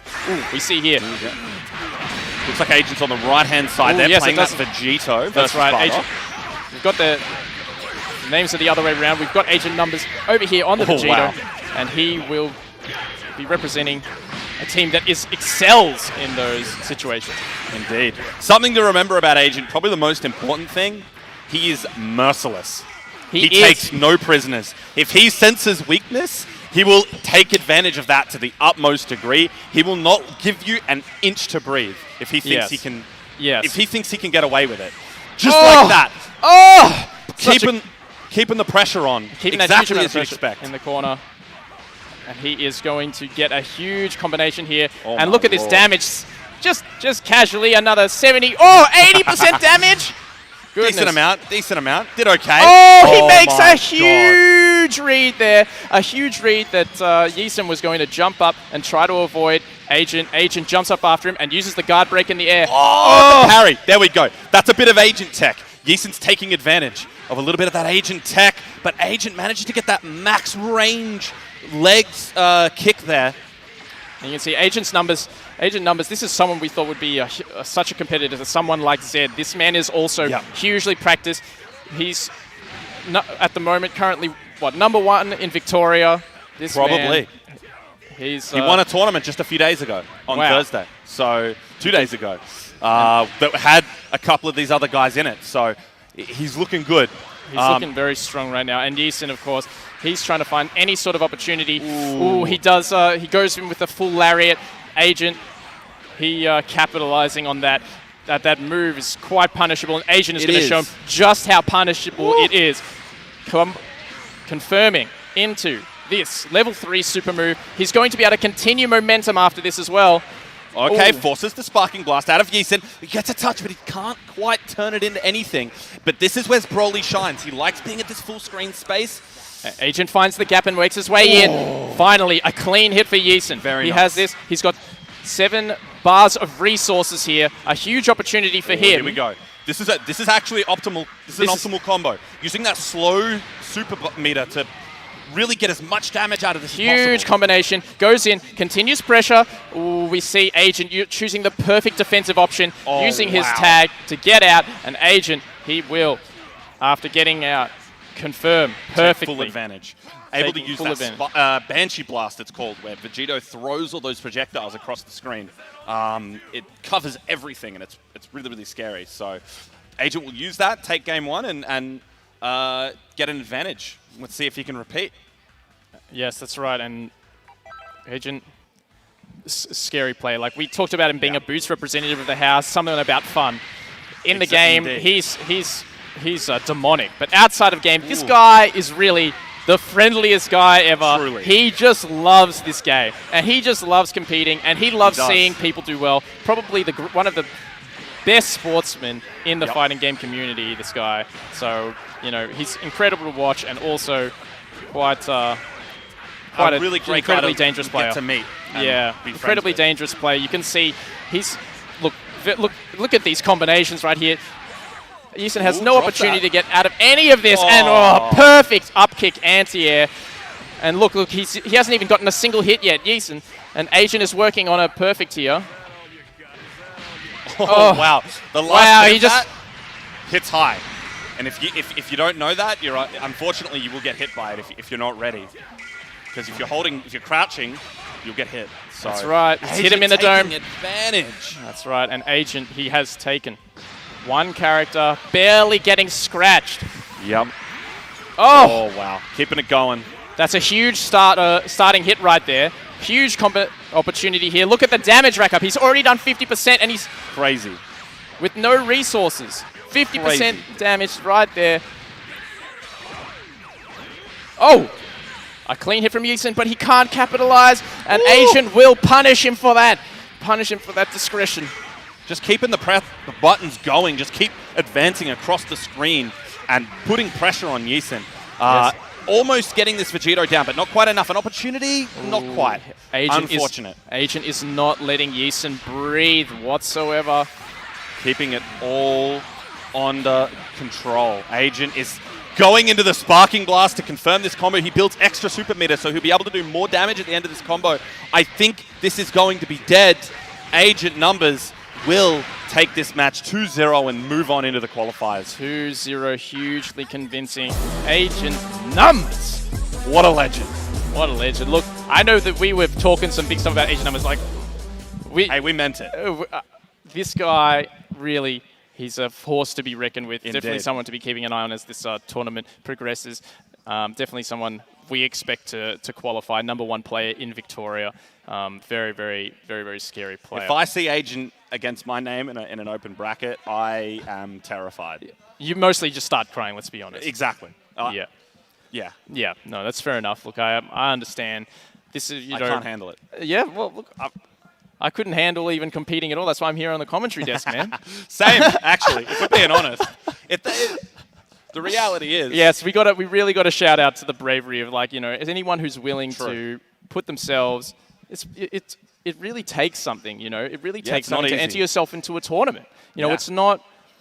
You don't really know until you're there and you're one-on-one against someone else. And it is, I've been stressing the word intimacy because it really is like that. Like, the other person on the other side of the screen, they just want to beat you. Yeah. And they want this win just as much as you do. They're in a tournament too, and something's really at stake. Now, as we go into this Telstra instant replay here, we can see Agent from the very beginning was just showing such Putting dominance. A huge amount of pressure on. Yeah, just so much pressure. So clean, just forcing Yeeson to take some action, to do something, to get out of this. And unfortunately, Agent was able to really capitalize on all of these opportunities that you're seeing in the replay right now. That's right. And Agent, look at these conversions. So much damage here that he's getting. And like he's making perfect reads here. He knows exactly where Yeeson wanted to escape, exactly how to deal with it, and just smothering him. Yeeson couldn't find any, the opportunities that he did find, he wasn't getting much damage. Like, you got to think about the amount of mental damage it really is doing to someone when they just keep getting hit after hit after hit. Like, it's rough. Look, all this time that Yeeson's getting hit by this unbreakable damage, he's not even getting to play the game. And the one moment that he's like, I'm finally pressing something, and I wanted to make an impact, he throws out this move. Agent is ready. Yeah. Agent knows. He knows what to do. He knew that Yeeson was getting flustered. He knew that Yeeson was going to go for a Hail Mary attempt to get a hit back. And look at how much he just punished him with in that combination. See, this was an opportunity here for Yeeson to take advantage. Broly, he's able to bring him to the ground, able to get a really, really, really high damage combo here, but couldn't quite capitalize on it, get the Bardock down. Yeah, and it really does say something about his composure that he was able to even land that full conversion, even though he didn't even get to play for something like 100 seconds there. He still still found an opportunity at the end of all of that. Obviously, moving into game 2 of this match, as we can see, Agent continues this pressure. Even when there's a little bit of a mistake, he knows how to work it back and capitalize on it. Yeah, that's right. Really take advantage. So, despite sometimes not even playing super cleanly, he knows how to take advantage of his own mistakes even more than other people's. That's right, and we're just seeing this masterclass of Agent. He has combinations from every single range. He was ready to cover all options. Yeeson thought, perfect opportunity to escape when Agent messes up. No. Ooh. Hits him on the dome, gets a conversion into an easy 30% damage. Wow. And more pressure. Yeah, so much pressure. Gets the assisting characters, gets his other characters to continue that pressure. And you can see it's just relentless. The onslaught. It just keeps going. It's just a montage. Yeah, it's just a montage combo video at this point of Agent being able Obviously, I want to stress this as we see see this game sort of close out. To guys like Yeeson or to any of these guys that we've seen today that aren't quite at this level that some of the other players are at, that we know that are tournament veterans, this is your opportunity to learn from this, see what you could have done better, watch these replays. Streamed matches are the greatest thing in the world. You can learn, you can improve, you can come back. We've got another tournament in 3 weeks, the 31st. Come back and play again. That's right. Give it another crack. That's right. It doesn't matter what point you come and join us at the Fortress House Cup. As long as you're part of one of this, you're not only eligible for the House Cup prizes, but you can just come and join in the tournament. And the people here today, they're going to be probably here again for the next $2,500 prize pool event on the 31st of July. Absolutely. So if you're a big fan of fighting games, of Counter-Strike, of FI, it's just gaming in general. You just want to, bring your friends down, enjoy a free entry tournament, enjoy like the spectacle that is. Why don't we just be on, just be on stage in a tournament for Have a bit of fun with it. fun, yeah. Like, Yeah. why not? Make some new friends. Indeed. All right. Well- So we have got Kit at the moment, and he's down in the Alienware Arena. We're going to cross to him now. Yes, thank you very much. Hello and welcome back to the Fortress House Cup Season 1, presented by Telstra. I'm Big Jetty, and I'm joined here by Fischl. Fischl, we're just back from Indeed. our first round, first qualifier. Yep. We saw some big names, maybe did. some upsets. We didn't did. get to see all the matches, obviously, so I'm keen to look forward to actually who managed to make it out of the qualifiers. Who qualified out? Now, Which- I in that 10-minute break, I got to have a bit of a chat with some of the floor, Yep. walk around the Alienware Arena and see how everyone was feeling. I know someone that you thought was going to be like a real threat Yep. was going to be, was it Imp? Tiger Yep. Imp. He got eliminated Oh, wow. by, and so Black Box here, you can see he's coming up and he's Black going to be Box. playing against Black Box. And of course, Black Box is Zed's Yep. training partner. Yeah, I actually forgot about Black Box. I haven't seen Black Box play since a tournament at the end of 2019, before, obviously, COVID sort of put a stop to all of that. I forgot that he was in this tournament. He is really, really, really, really good. He's really good. Yeah, that was my mistake. I missed that one. So Of there you course. go. Like we have, Zed 2018 Melbourne Esports Open #1. We've got Agent Numbers here, who is Victoria's #1 at the moment. We've got Black Yep. Box, who is Zed's training partner. And those are just 3 of the names that have qualified from that first qualifier right there. Yeah, pretty crazy. Obviously, there was one name there I didn't recognize, but we'll see more of them later. Surely, obviously, later on into the finals once we get to that That's point. right. Obviously, now we got qualifier 2, who I know a couple of people that are playing. Looking forward to seeing what they've got in store, and obviously everyone else who's shown up. It's been a pretty incredible turnout in the venue today. Like, the arena is packed, honestly. You probably can't see it very well on camera, but there is a huge amount of turnout for Dragon Ball today. So Absolutely. I'm really excited to see that personally. Yeah. That's Look, we can that's see- awesome. So You can see the overhead right now. Yeah. This is everyone that's just here for the qualifier 2. And Yep. of course, we got some people here, probably here from qualifier 1. Yep. And they're taking this opportunity to get data. get some data. Get that information. Maybe also have a bit of lunch as well at the sports bar. Yep. Maybe. I would be. Yeah. Okay, so now, who also got through to the to our qualifier? Who's qualified for our top here? So we have 4 names, obviously, that have made it into our final round. Obviously, 3 that we sort of already talked about. Agent Numbers, Agent 17805, Zed, who we just talked about, Black Box, who we just talked about, and one more wild card, Digit, who's Digit. not a name I'm super familiar with.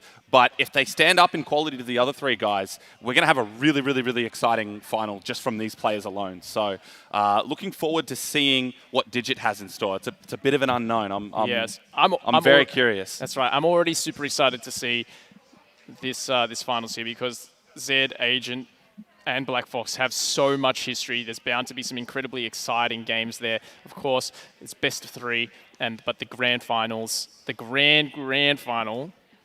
So we'll have our finals. That'll be best of 3. Then we have our grand final. That's going to be best of 5. Yep. So, well, once we get to that point, it means a longer set. It means more mind games, more opportunity for the players to adapt and learn from each other. And it means more Dragon Ball for us to talk about. And that's kind of the best thing, really. Oh, it is. Just to obviously sort of throw back to the prizes that we're offering today for the game day.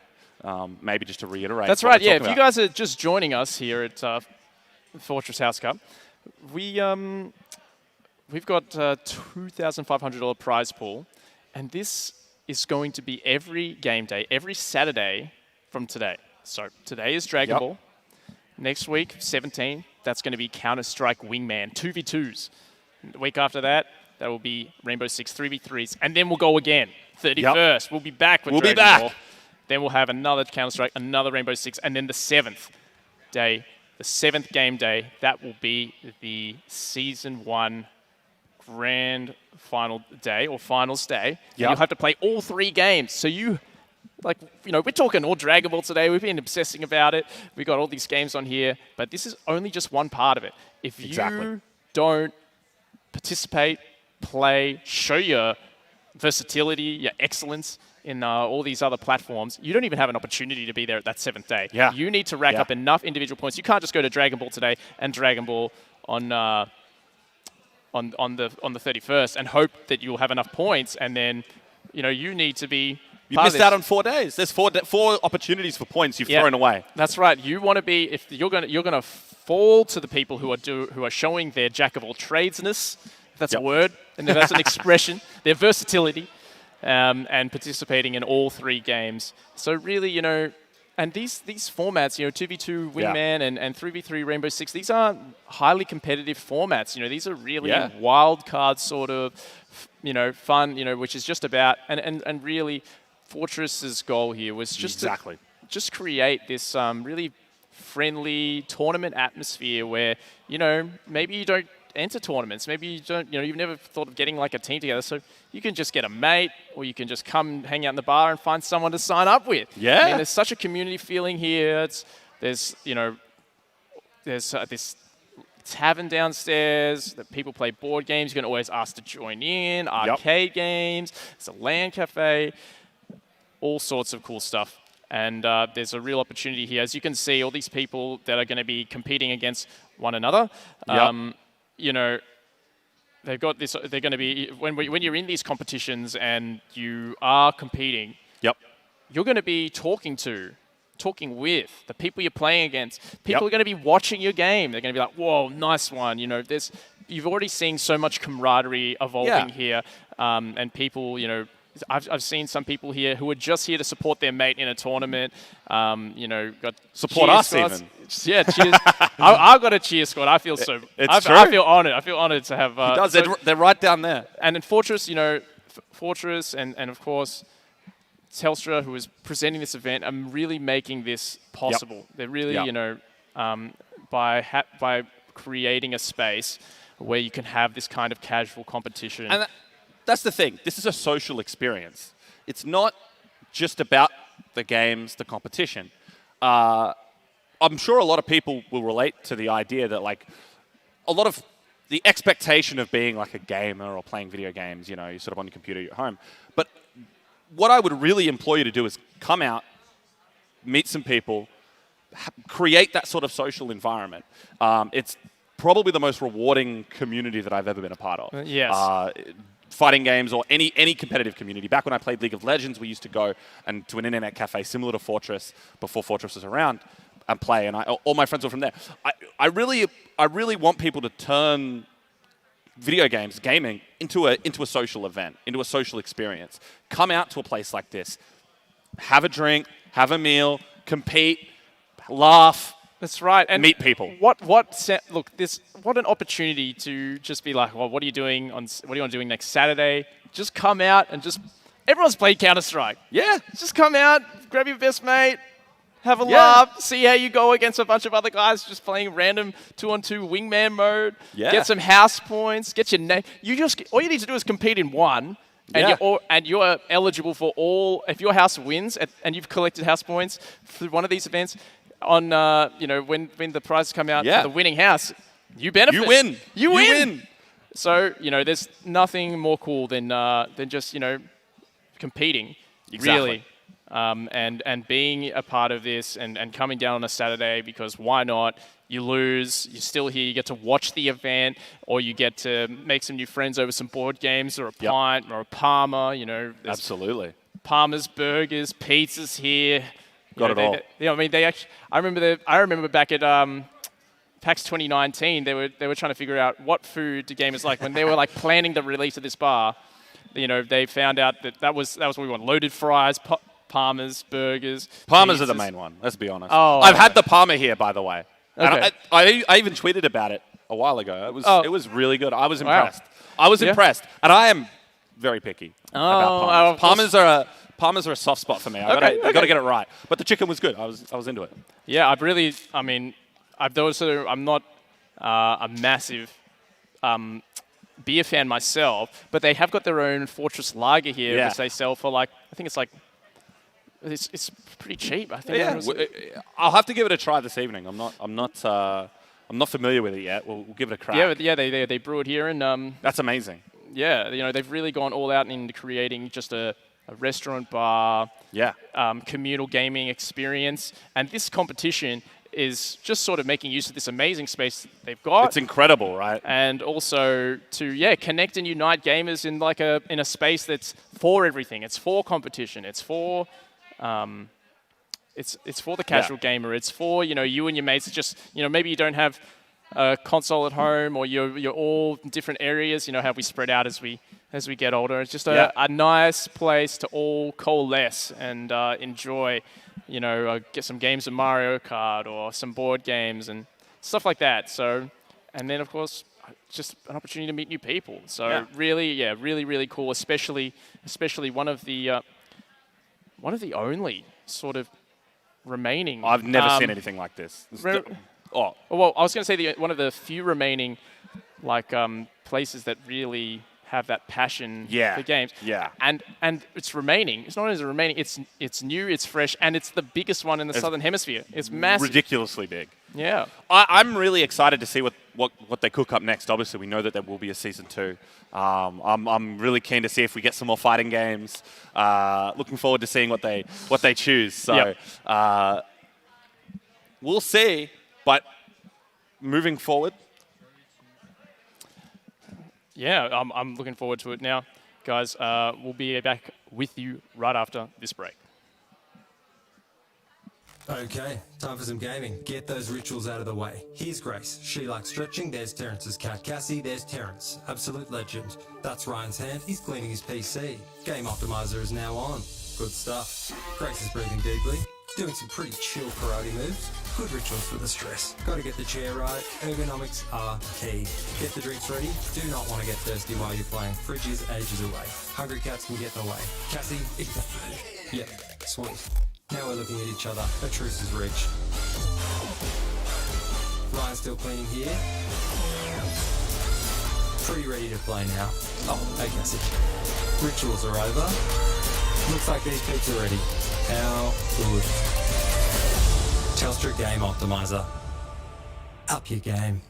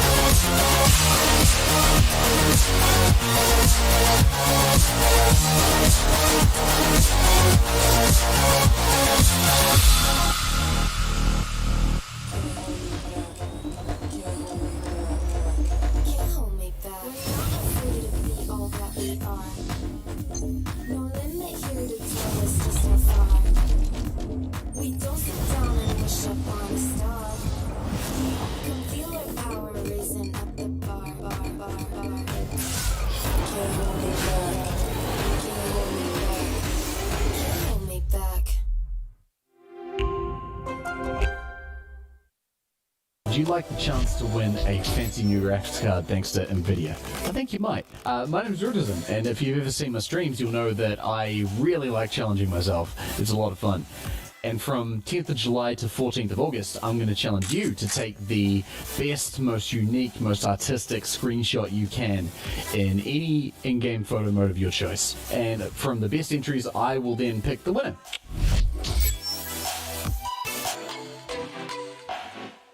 I'm Fangetta, and I'm so excited to kick off the first week of Fortress House Cup. I'm challenging you to make me laugh for the chance to win an Alienware gaming laptop. This competition is open Australia-wide. Head to fortressmelbourne.com/housecup between July 10 and July 17 to enter. I can't wait to react to your funniest original clips.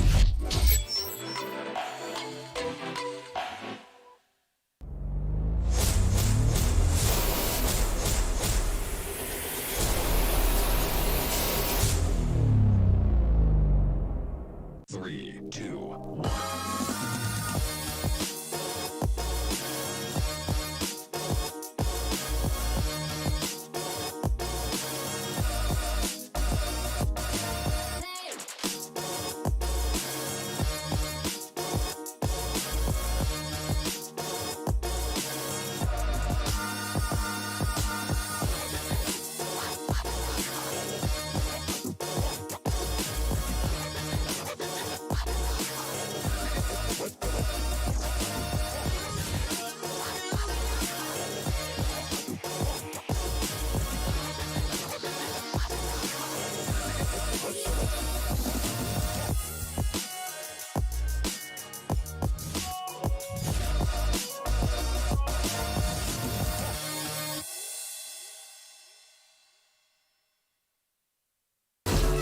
it out.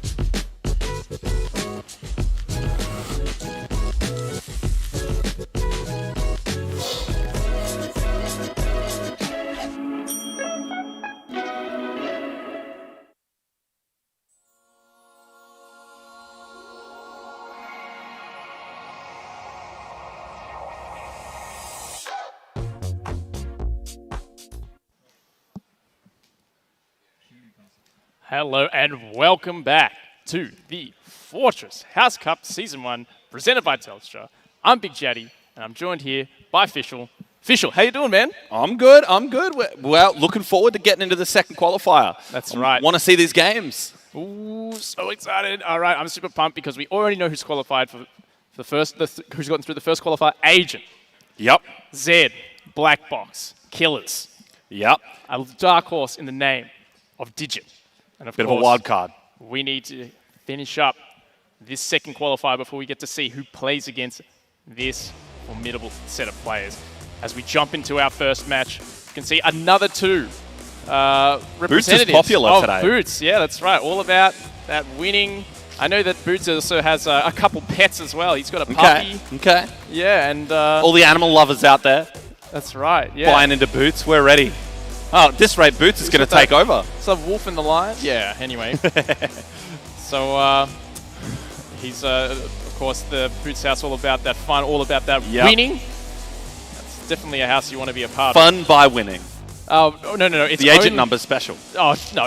It's all about, it's not fun unless they win. Exactly. They can't, that's why, I'm all about Karina because it's, these Boots players, they just can't handle losing, just True. They just got no resilience, like people who are part of House Karina, such as myself. It's Wow. just, how are you going to Throwing some hardcore shade on these Boots players. that's Jay. right. I'm all about getting into that House tribalism, that rivalry. Hell yeah. Get into it. Obviously, the two players we've got here, I'm not super familiar with either Rook or Covenant, but That's right. looking forward to seeing what they can show us today. Yeah. So, as we jump into the game here, Janemba. They're letting these introductions rock. Hell yeah. They're one of the first earliest villains of Dragon Ball. We want to see Representing that. a full villain team. Yep. Krillin on the other side. Ooh, Humans. Representing the human team. I can't let Marin Is Tian really a human? No one's ever really been able to explain that, have they? Oh. The third eye and all that. Oh my god, Janemba starting off strong with Rook. Throwing out the Dragon Rushes. Catching Covenant. Catching him asleep, basically. But putting the pressure on. Keeping it on the grab.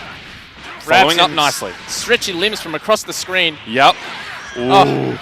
Bit of a key blast. Covenant trying to power up there with his Krillin, and Rook's having none of that. There we go, getting a bit of a combo there, getting started.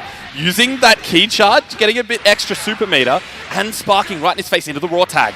But Covenant makes a mistake. Rook slaps straight back.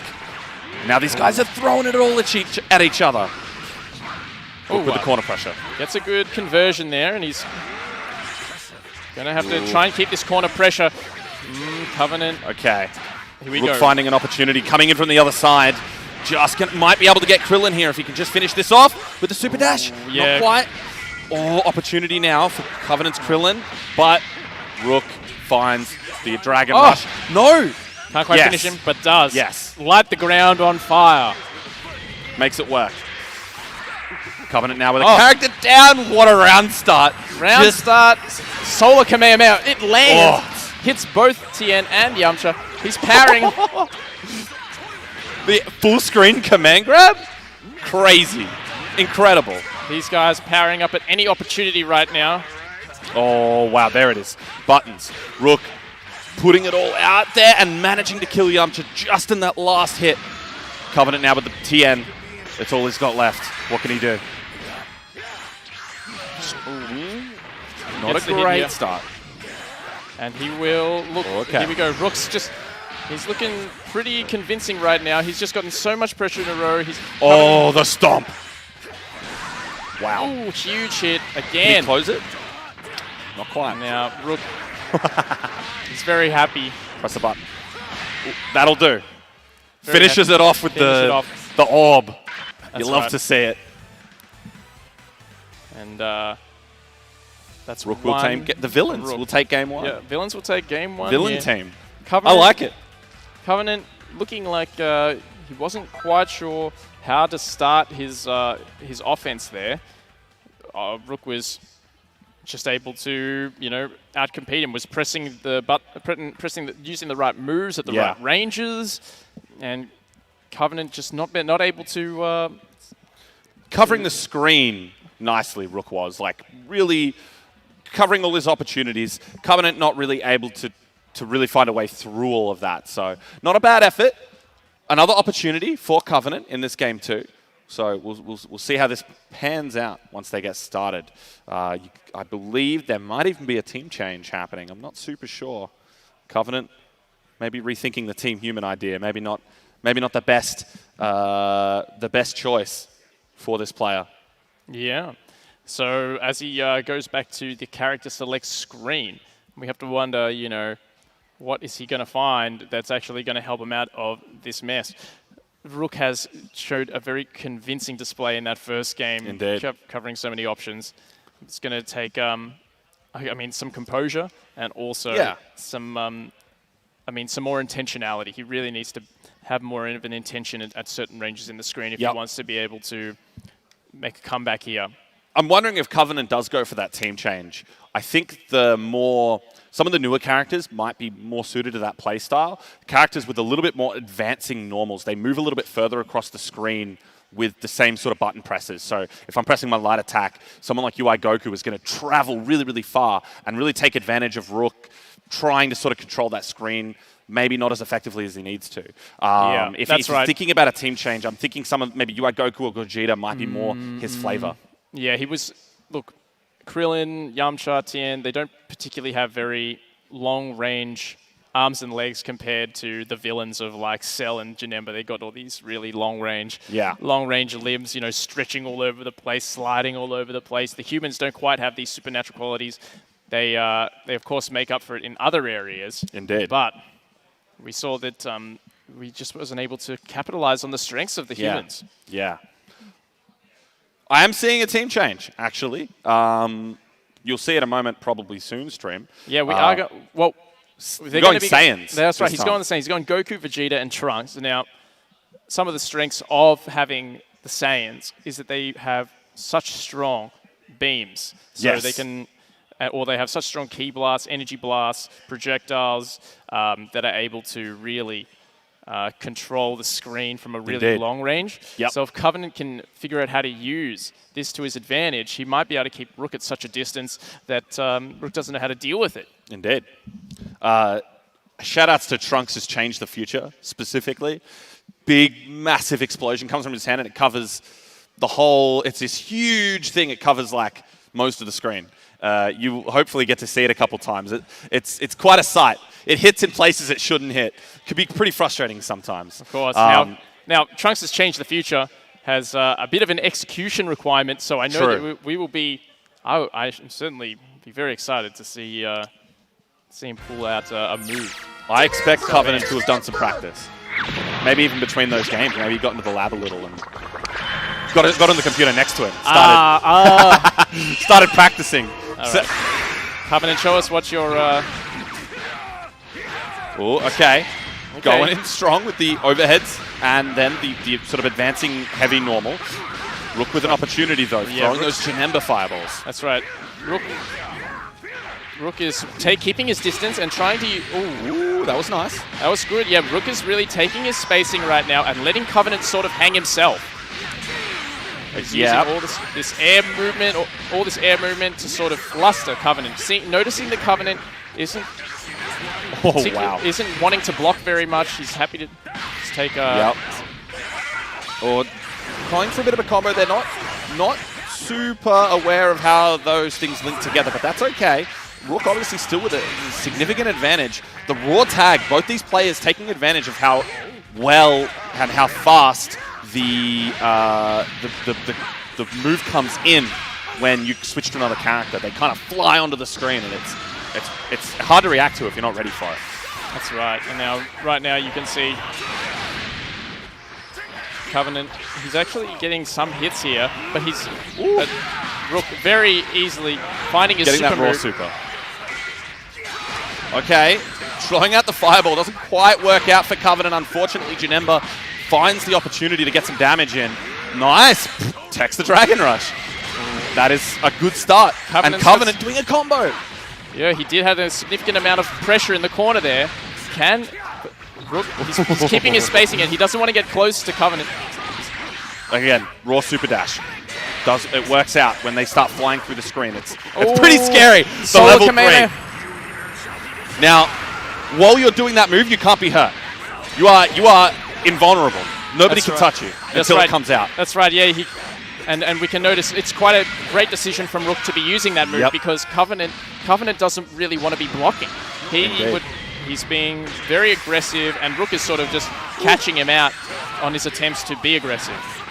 Okay, well, Covenant obviously with this last Super Saiyan Vegeta, the last character remaining, has to make some magic happen. Key charging rather, but unfortunately Rook is finding too many openings, and that super dash into the dive kick is going to be able to close it out for Rook, and he will move on in the qualifier. Yeah, Rook feeling himself for that one. Very happy with that. Big smile on that man's face. It's true. You love to see it. Yeah, taking a very convincing... it didn't even drop a character. No, not bad at all. Yeah. Not bad at all. Yeah. And, of course, all our other matches getting played throughout the Alienware arena right now. I'm looking forward to seeing who is going to emerge from this qualifying round to contest the likes of Agent Z, Black Box. I mean, these guys... Yeah. Killers. You know, these guys, they got tournament histories. You know, they saw this $2,500 prize pool, and they wanted in. They were at this Frame venue. one. They were on this venue like the moment the email sent out. They were just they knew about the event before we were even asked to do commentary on it. They were correct. They were so hungry for this competition, and they were already in the training mode, looking it up. How do I maximize my damage? Look the best on stage as possible. Exactly. Show off to the people. How do I show off to the people? There's a lot of people, so it's a lot of pressure. And I just want to say, like, shout outs to everyone who's come up on stage and put the effort in, who's shown what they've got, you know. Even if you're new to fighting games, you're new to Dragon Ball, maybe you haven't played before, it's still really, really cool for you to get up, take the plunge, play on stream. Anyway, we've got the Telstra instant replay showing off Rook, starting off nicely with that Dragon Rush. That's right. You can see most of this game was a lot of the same story here. Covenant not really finding how to approach consistently, and Rook taking advantage by just pressing the right buttons at the right ranges. You can see, look, every single time Covenant recovers, he's trying to press anything. He's not pressing something that's necessarily going to hit, and Rook, he's just taking advantage. He's just taking advantage. Look, and the level 3. I love this move. I know. Using the Solar Kamehameha, doing a significant amount of damage. Covenant not happy to block. Using the guard break move from full screen. Indeed. Look, and all the buttons are at the right range here. And you can see Covenant's, he's trying to press buttons, he's jumping in the air, he's flustered. He can't quite find anything to work at those ranges. Rook making good decisions about where he is going to press what button. Ooh, there we go. Rook looking like he should be able to close it out here. Obviously, he finishes it off with that Dragon Rush. Gets the orb, I think, at the end. Yeah, you love to see that.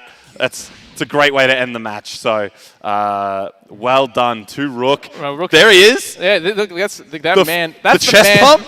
The chest pump. That's a man loaded on adrenaline right there. Talking about those competitive feelings that we're talking about. A lot of, like Fortress has really created this amazing opportunity here, as we can see in this tournament. We can see by that reaction. It's what I live for. That, you can experience the thrill of being a competitor in a tournament. Free of charge, just being here. It's just unreal. And Come in. Again, that's right. And as you can see in this match, Rook, he's putting the hurt on. He just puts the hurt on once again. It was more of this. It was just the same old story here, really. Yep. Like, even though Rook got these hits and it was looking good for a moment, you can't help but feel like Rook knew exactly what he needed to do at each distance, how to get out of these situations, and how to assert. Yeah, really take advantage of Covenant's sort of lack of consistency, I think, in some of this pressure. So that's okay. Like I said, this is the first day. There's another Dragon Ball tournament.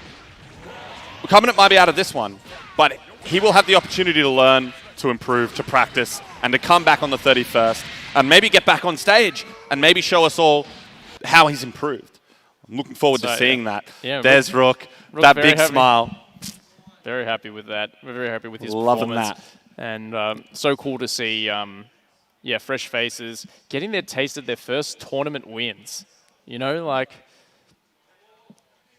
always. It's cool. Yeah, I remember the first tournaments I entered for fighting games. I think I lost probably the first, probably 10. And these were double elimination tournaments. Ones that, you get a second chance once you go to the lower bracket. And you still struggle. You still lost. Like, you just the competition, the level of competition. It's so many, paid entry tournaments. When we used to pay $10 to go in, but just lose 0-2 like 20 tournaments in a row, and then getting that first win, like even just going 1-2, like winning one match, winning one match for the first time, and the thrill of winning, like wow, everything like I worked for. And it's paid off. It's paid off. And that's what fighting games, they really do test your resilience. They really do test your commitment, your ability to reflect, and your ability to get back up no matter how hard you get beat and come back stronger next week. It's for the next tournament. Exactly. And Fortress, of course, here offering that free of charge. It's an open tournament, which is just unreal. With $2,500 of prizes. To relish. Crazy. To relish in the joy of fighting, and to also, the joy of fighting. Yeah, enjoy your fighting. That's going to be my new book. The Art of Fighting, the Joy of Fighting. Oh, the Joy of Fighting. The Joy of Fighting. That's a great phrase. I'm taking that. Oh, I'm sorry. You can't take that one, man. That's copyrighted. My bad. That's my one. That's a Jaddy special. No, you can't have my mistake. I might use it, though. I might say it once or twice. We'll see. All right, if you insist. Okay, so what we've seen so far today, we have seen like some killers, we've seen some less experienced players, and we've seen a lot of camaraderie, a lot of laughs, a lot of people just having a good time. Yeah, that's what we want, right? We want people to come here and enjoy. On camera right there, you got someone who's feeling himself. He's popping off so hard. And then apparently something not so good may have happened. I'm not sure what the emotion's going through that individual's face right there. There was a whole wave of positive, negative. There's a spectrum of emotion there, that's for sure. That fighting games in a nutshell. Oh. You feel great, and then 2 seconds later, oh, never mind. Never mind. I didn't mean it. I'm sorry. Don't do me like this. Yeah, no. But that's what it's about. It's about the emotions, good and bad. You feel it. You feel That's right. it. Yeah, it's like being on that roller coaster. You're putting yourself at risk, being brave enough to put yourself in a situation where, you are that vulnerable and people can totally thrash you in front of a whole crowd, that takes something. So, It does. It's awesome. You gotta be mentally like we're talking rock hard. Look, we're talking about this tournament being free. Yeah, it's free. Yeah. That's great. Now, Yeah. you come into a free tournament, like even like signing up for a free tournament, like, it takes something. It really takes you being like feelings are free too, good and bad. So when you get up there, it's not easy to keep composed and keep calm. And I know from experience. And even, look, I really want to, it's such an opportunity for adventure to expose yourself to a tournament environment, to expose yourself to a tournament structure, and it's something that I definitely think everyone should enjoy at least once. I agree. At least. And if it's not here today in Dragon Ball, then it can be Counter-Strike next week. It can be Rainbow Six the week after. So much opportunity. Indeed. And speaking of opportunity for another two houses here, non-boots players. Oh, no boots. No boots. No boots. That's Karina right here. Karina versus your boy Jim. Your troll, Jim. True. Air Assassin and Patches. Air Assassin is a great name. I like that. I'm into that. I wonder what characters they play. And now I'm curious. Oh, hits an assassin. There you go, done. We figured it out. It suits. Representing Vegeta Blue on point here against Krillin on point here. For Patches. So here we go, getting started. Okay, Air Assassin looks like they have a decent grasp of some of the fundamentals, as Patches does find an opportunity in the corner though, keeping him locked down until Air Assassin busts out.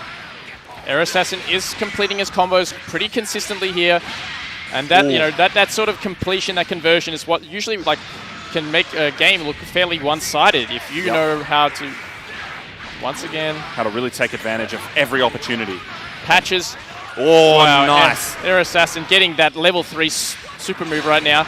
Excellent. Putting this pressure on in the corner here. Keeping Patches from really breathing even a little bit. That's really right. Struggling to find an opportunity. Patches is not really defending much. Oh! Okay. Got the buttons out. What can we see? A combo? A little bit. Yep. Now, Patches just has to get to the end. And he tries to get in, but Air Assassin, he covers his approach with his teammates' assistance. Indeed. His character's assistance, and now Patches has hit the Sparking Blast, which means that he is going to regen a decent chunk of life throughout this. So that kind of gives him a few extra chances. But Air Assassin's offense just keeps going back into the super move. That's right. And the corner... Got this huge amount of corner pressure. Wow, what a fast, convincing first round. Air Assassin found the spacings that he wanted to work at. He was very happy to operate up close and personal. And Patches, was not defending. Air Assassin just continued to fly in. Yep. A real, and really exploiting Patches, inability to block effectively. Indeed. And he just kept it on, relentless amounts of pressure, and we really need to see, in this next match, can we see Patches defend against that flight? Can we see Patches find an answer to that flight and stop the approach of Air Assassin? Well, we're going to see game 2. Same teams, as far as I know, they went straight to rematch. So can Patches, like you say, just not even find opportunities, but take advantage of the opportunities that they already have? I think that's really, really important. Oh, there is a Nappa. Was there a Nappa last game? Yes, there was. They died very quickly. Air Assassin, again, Patches, catching Patches, not blocking. Oh, he swaps. Oh, wow. Really breaking open the defense of Patches. He can't... Okay, he's blocked the flight that time, so he's... There we go. He's adapting, learning. At least he's getting more blocking than he did last time, but Air Assassin keeping this relentless pressure on. Another good block. He gets the tag out, giving the opportunity for Krillin to recover in the background. Yep. That blue life obviously regenning when the character's not on the screen. So, but Patches still look at that. Look at the chase down. Air Assassin is not giving him any room to breathe. No room at all. Patches can't keep up with the pace that Air Assassin is playing at right now. He is working right now. He hasn't taken any damage whatsoever. Okay. More Air Assassin pressure. just keeps the pressure on. Still 3 green life bars at the moment, although Patches confirms that into the super. That is a true combo. Yeah, Great confirmation of the little touch there that he managed to get. However, Air Assassin keeps the pressure going the other way. That's right. Snapped. Brings in Krillin. And now you can see just so the speed that Assassin is playing at, Patches can't find any way to slow him down, can't find a way to stop the pace of... Wow. He finds a hit, he chooses... And now coming from the air again, and that will be a very quick and convincing 2-0 from Air Assassin. Wow. Air Assassin makes it happen. That was a clinic. It was. It's a clinic. Oh, the sign off from this man. A clinic in flustering someone, in really keeping the pressure on, making it relentless. He's very proud of himself right now. Not giving it can tell. not giving giving your opponent. You know, we were talking before about fighting games. If you're playing fighting games right, you're making your opponent as miserable as possible. Yep. Like Air Assassin, he heard that. Happy to do that. And he put it in. No put fear. it to practice. He just can keep swarming him. No opportunity to respond. Pressure was on. You're cracking mentally, making errors on block. You could see the adaptations were there. We did see more blocking in the second, but it just, you know, even though the blocking was there just wasn't enough. Yep. Now, going to this Telstra Impact replay, talk me through. Well, as you can see, Air Assassin's Blue Vegeta doing a lot of work, especially with those super dashes, where he flies through the screen. You can see that. It's fairly punishable, but you've got to know that it's coming. It can be quite fast. It can catch you by surprise. As you can see, Air Assassin saw that Patches wasn't really taking advantage of that defensive opportunity, so he continued to put the pressure on with those super dashes, especially with Blue Vegeta. There you can see another one, that blue sort of haze as he flies through the air.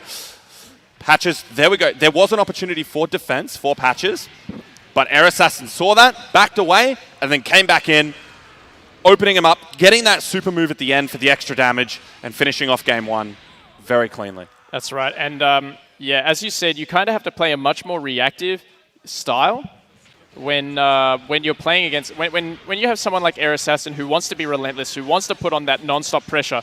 You must play a more reactive play style. You must be ready, and Patches was not ready for it. Was not ready to play on that defensive side of things. And Air Assassin making fully capitalizing. Just keeping the pressure on, just really suffocating Patches. I don't know that Patches was able to find an opportunity, but gave it a good crack. Definitely, there were chances. That was a really sick confirm into the super there. Not a lot of players would be able to do that.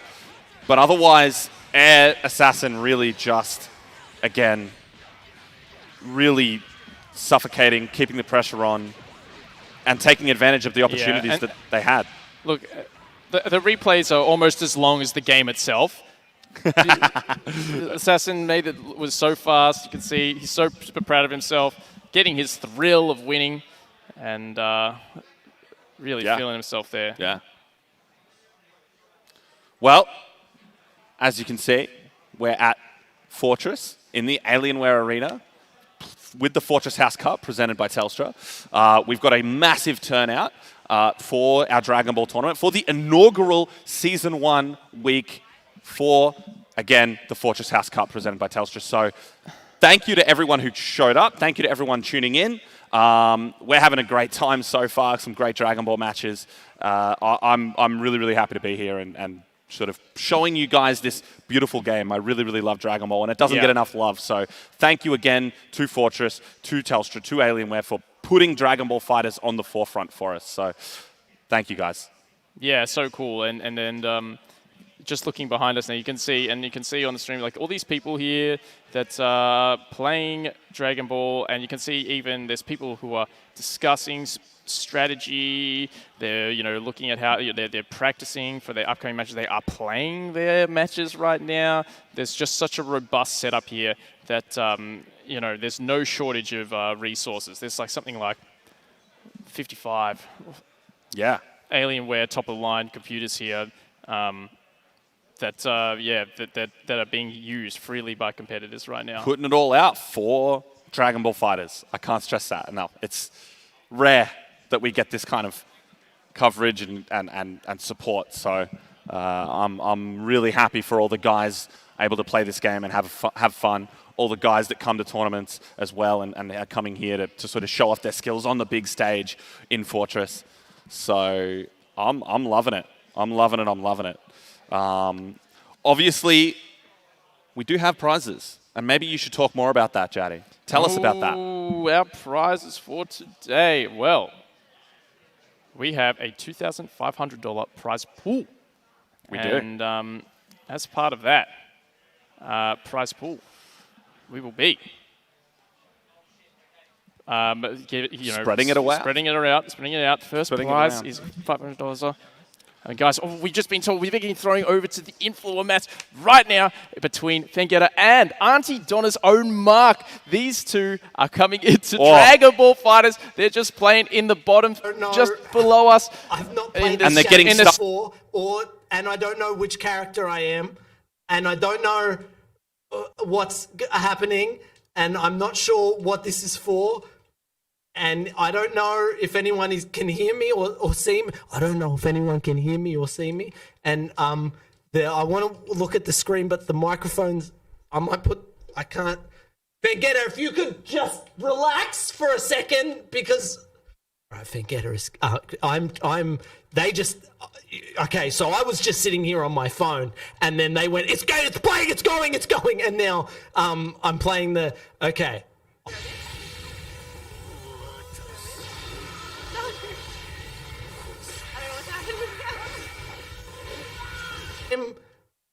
Oh, right. Well, I'm the very polite gamer. So that makes sense. All I have to do is look at the screen if I want to. I tried to grab Fengetta and it didn't work. I can't hear Fengetta or the game.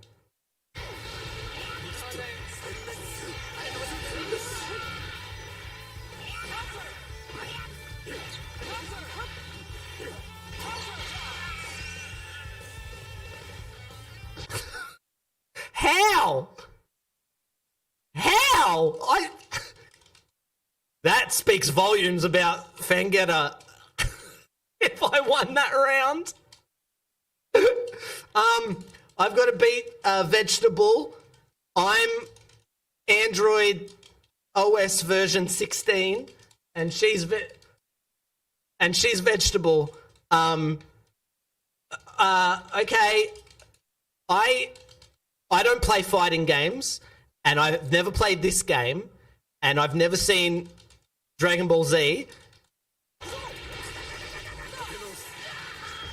What I'm doing, if I win again, now I kind of want to win. Now the competitive spirit's gotten in me. Yes, Super Vegetable. You will never. Ah, shit.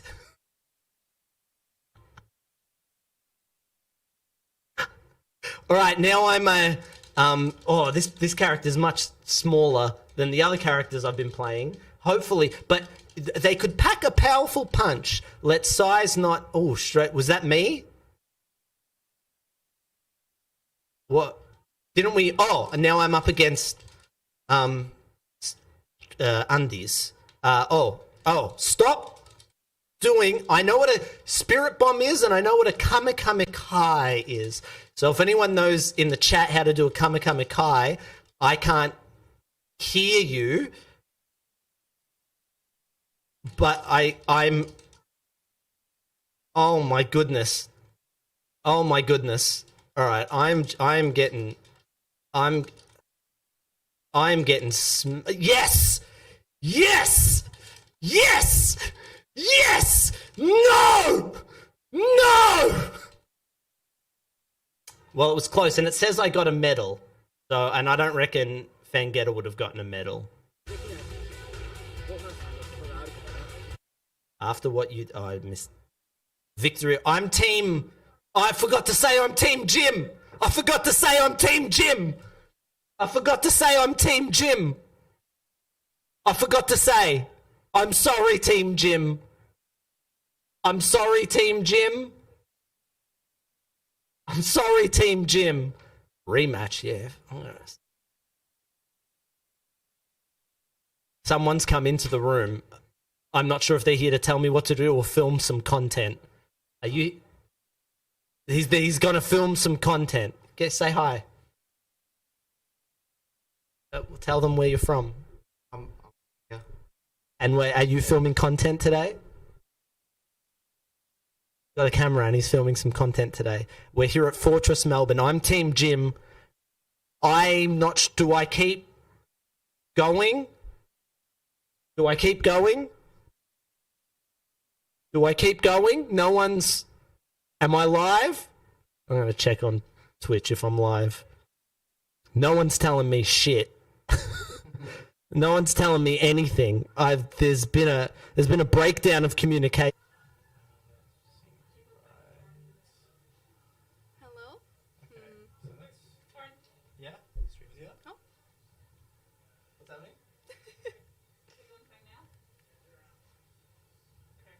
What's happening? Oh, hi. What am I doing?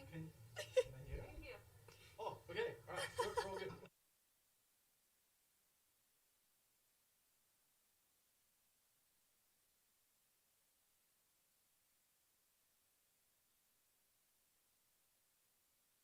Hey. I don't know. I don't know if I won or not. I don't know what's happening.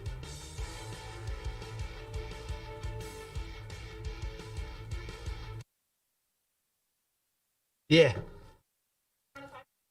Oh. Are we playing again? Are we playing again? Are we playing again? Am I playing again? Am I versing Vendetta again?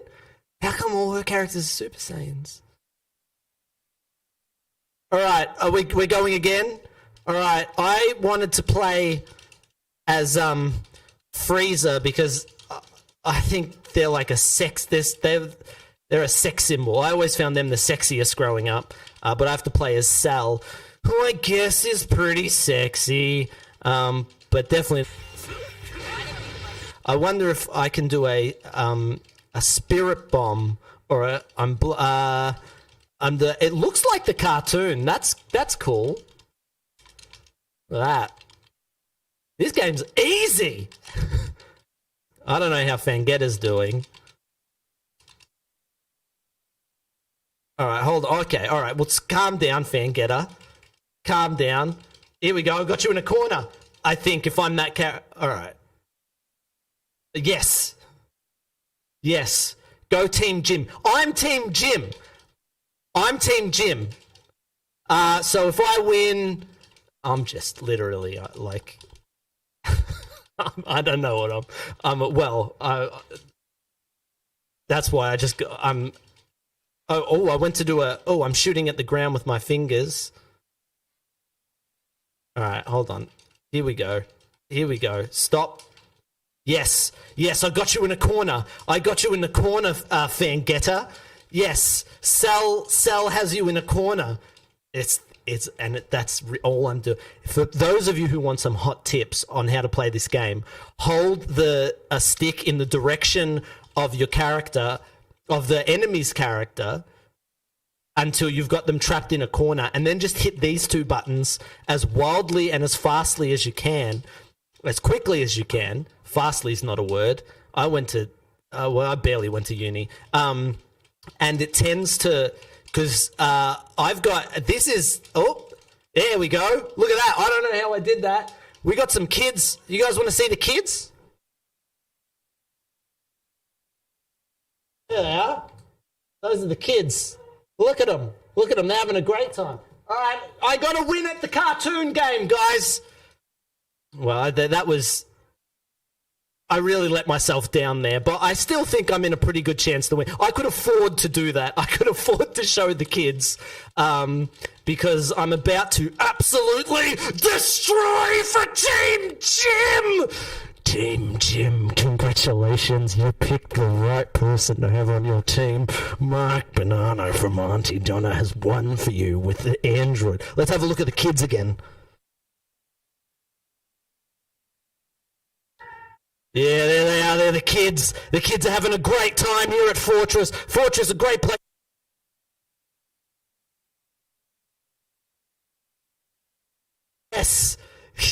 kids. All right, love you, kids. Oh, don't. Oh no, don't stream that. Don't stream me saying that. All right, here we go. Am I? Oh God. All right, yes. Yeah, they see themselves on Twitch. The kids see themselves on Twitch. Let's put the camera over here so then we can get me and the kids. I've got a little cheer crew going on here with the kids. They are loving seeing themselves on Twitch. I'm on Twitch all the time. I take it for granted. But we got the kids here. They love to scream. The kids love to yell and get all excited for being on TV. You're on TV, kids. You're on Channel 7 with Uncle Mark.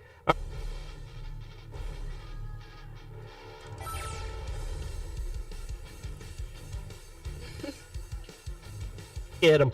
I don't know if I'm on anymore. What am I doing? Can someone, if there are people out there, can a representative of Fortress please come into my streaming pod and tell me what I'm doing? Because I am... All good? I'll press A. We're going again?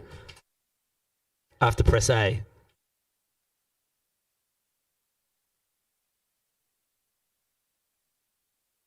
Are we going again? Why does this keep... Alright, we're going again. We're going again.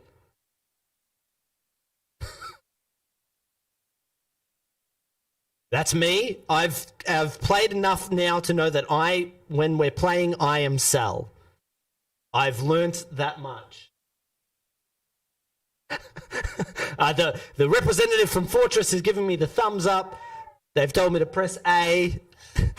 Oh, I'm on the other side now. I'm just gonna do this one. I like this one. This is my favorite move. Oh no! Yeah, this is my favorite move. Oh no! Pull me down!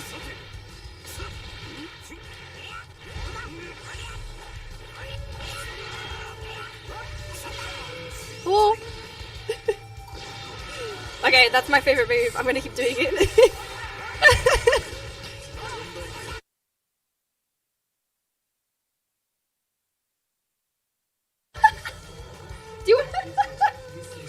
You just need to jump. You just need to jump over the ball. Alright, I can't. The ball. I don't know how to beat the balls. This one like that is jump. Oh you my! Just jump over it. Okay. Yeah, you just jump. You can do it. You can just jump. Okay. You got this.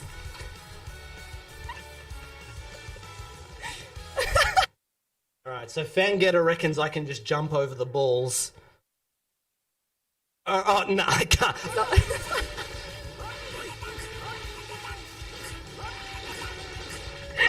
How do I? Yes! Yes! Yes! Yes! No!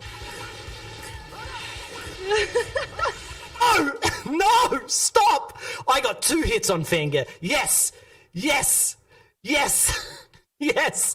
Yeah, we can all just press the ball button, can't we? All right. Well, okay. Let's do it again. With the power of the children, I will beat Fangetter. Come on, kids, for Team Jim. Uncle. I don't know how to counter. No, he got me. To make up. I've got so much ground to make up, kids. It's not. Oh God. Oh no. Oh no. It's the balls again. She's got the balls again. I can't. Kids, I can't do it. I don't know what she's doing. I don't know how she's doing it. Stop! Stop it! Stop it! Nah, they're cheering, but they don't know what's happening in the game. And it's over. Did I win?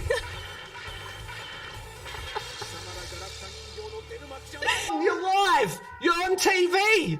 They can't believe they're on TV. I'm on TV sometimes, and what's Auntie Donna? Yeah, Auntie Donna. That's it. That's it. There. Piece of cake.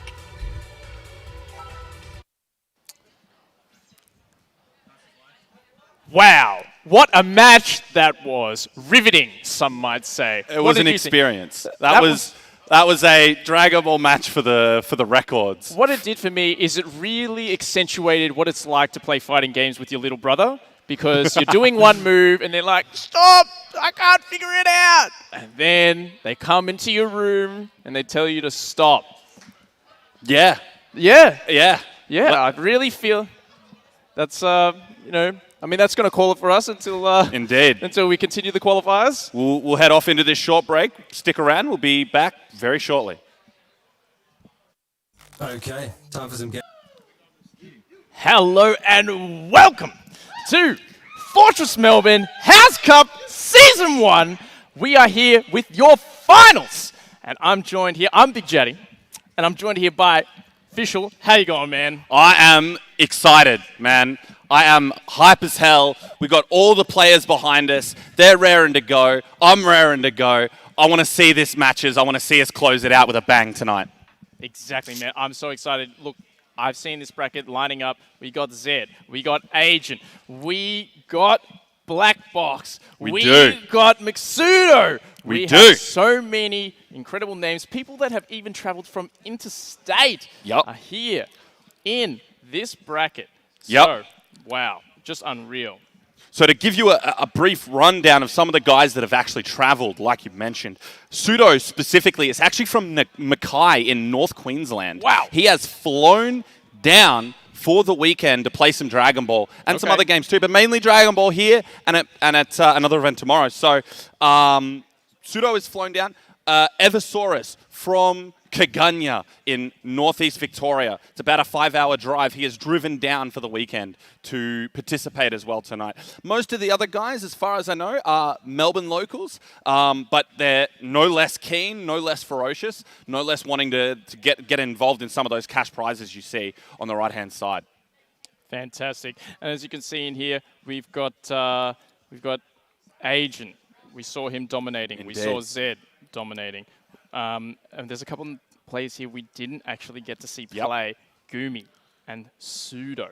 These players are absolute killers. They are. They are high-level players. They are incredibly dangerous, and they are who we're expecting to see in at least our top 4. To give you an idea, we ran another tournament on Thursday with some of these guys that are down in Melbourne. Pseudo came third in that tournament behind Agent and another player. So Pseudo, definitely someone to watch out for. Gumi as well, someone who I'm well aware is a really, really high-level player. So as you can see, they're squaring up right now. Pseudo picking the house. Someone finally picked the house that I said we should all be a part of. Gumi obviously sticking with Boots. Boots, the fun-loving winner. Pseudo, the cunning. And we're getting straight into game right now. Let's get it. We are wasting no time at all. Gumi with this Kid Boo starting off this strong pressure. Getting that super dash, but not able to convert into anything. Getting the air-to-air, however. The combo, unfortunately. Ooh, nice. Pseudo using his air movement to get out of the way here, and will get Jiren to complete the combo. Bringing Jiren in to create the pressure, but Master Roshi, we haven't seen this character all tournament. This character has such unique movement options. He has such a way of approaching the air that other characters don't. Indeed. And he has this corner pressure now. Oh my goodness, what a challenge right there. Gets out of that pressure in the corner. What a call. He has these really interesting fireball moves that go in directions you probably wouldn't expect. Obviously, getting Pseudo very cleverly with one of those fireballs, creating the pressure for Pseudo, early sparking. Breaking free of that pressure, bringing it back to mid-screen, and hopefully creating an opportunity for himself. Oh, whiff. That was a big whip right there. And the psychic anti-air right there. And Gumi getting a huge conversion in the corner here. Not able to turn it into a kill though, unfortunate. Pseudo with another opportunity. Now that combo opener there is the starter for the highest possible damage potential. So this is going to hurt. Jiren is a high damage character as well. Pseudo has maximum super bar that you can see in the bottom right. So damn, look at this damage. He's going straight into this level 3 right now. He's going to be able to boost it. He's going to be able to dump all 7 meters. All of it. Look at this damage right. It didn't even need it. Didn't even need it. Pseudo was able to kill just with that 5 meter advantage. Look, and when we're playing it like this we're in the real nitty-gritty of it. This is some of the highest level play you will see today, and you know when you have like one character down in this situation, it's a blow. It's a rough. blow, that's for sure. You've got to struggle. The Roshi especially has a really good assist Oh, what a reflect! Wow. Massive counter right there. Opportunity now. Pseudo getting a good amount of damage, still with a plenty of meter, extending this combo all the way to the end, all conceivably possible, really stretching it to its limits, and that is going to pay off. Wasting this sparking time, spending this bar, all of these supers, all this cinematic, that's time wasted. Time wasted, which means Which is Gumi, good. Yeah, he's going to have less time to use his Sparking Blast, which empowers all parts of his character. Look at this. Indeed. Pseudo playing defensive, waiting for it out. It's expired. Ooh. Huge deflect right here, but he gets opened up low. He wasn't guarding his ankles, and now Gumi will take his first character. She takes the character. First one. Kid Buu still on deck. This is a terrifying anchor character to close it out with. Gumi, good nice. Back but the Dragon Punch, the invincible reversal. Pseudo doesn't turn it into damage. Oh, the uppercut. Pseudo will get that anti-air, controlling this corner right now. Spend it. He's going to go straight into this level 3, which is going to give, as we said, a huge amount of momentum, corner pressure, and a mix-up. Oh!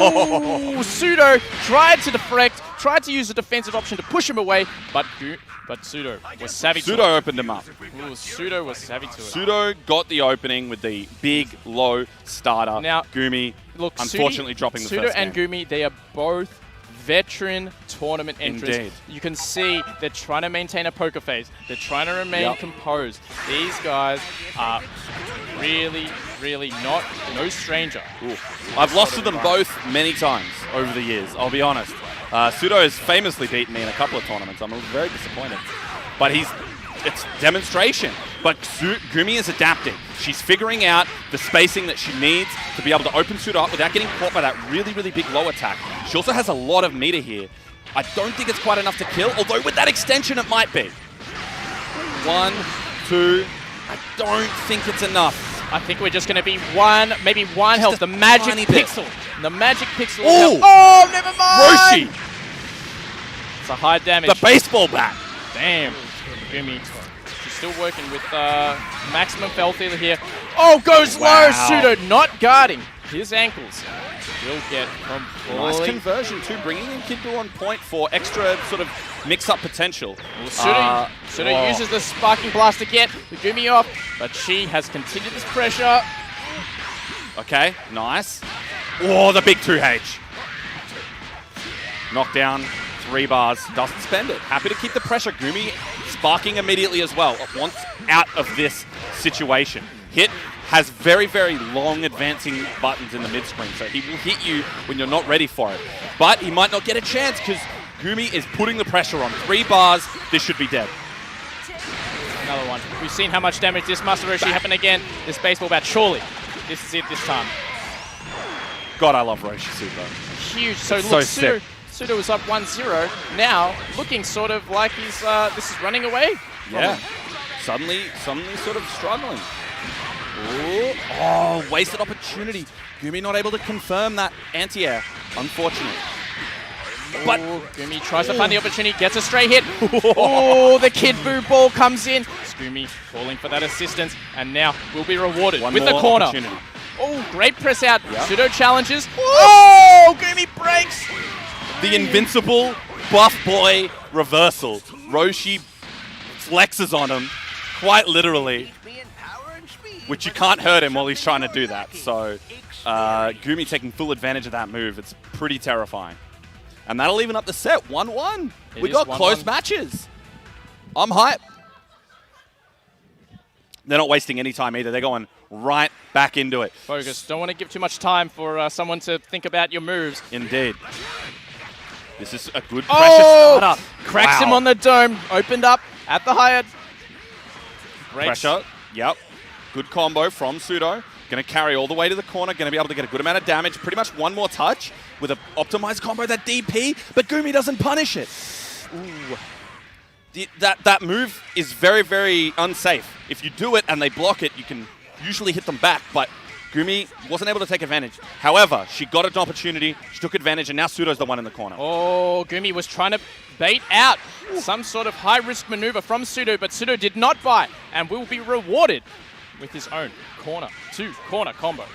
Crazy. They're really just dragging them across the screen. Each other just getting thrown around, blocking the Roshi assist. That's really hard to block. Oh, Gumi cracks Pseudo on the head and will be rewarded with this full combo. Knockdown. Spending supers. Going to spend in this level 3 super, which means they get knocked down. They have to wait while Gumi can kind of keep the pressure going. Oh, the parry! The counter from Pseudo. Huge damage opportunity here. And, of course, the reversal will allow Pseudo to get this corner pressure. A big drop. Wow. We talked about that much earlier in the day. Jiren has these parries, these counters. The grab! Wow. That should be Kid Buu dead.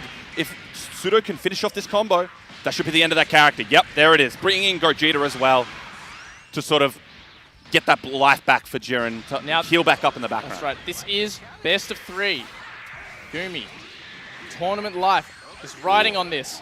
Yep. And is already one character down. Feeling that pressure, but a clean hit. A side switch, pushing. Nice combo. Pseudo into really this nice. corner. This is beautiful. Side switch confirm into extra damage, into pressure, opportunity. Forces Pseudo to use his one-time use defensive option there. Yep. And now Pseudo, but it was worth it. It was worth it. Pseudo's going to get a huge amount of damage here.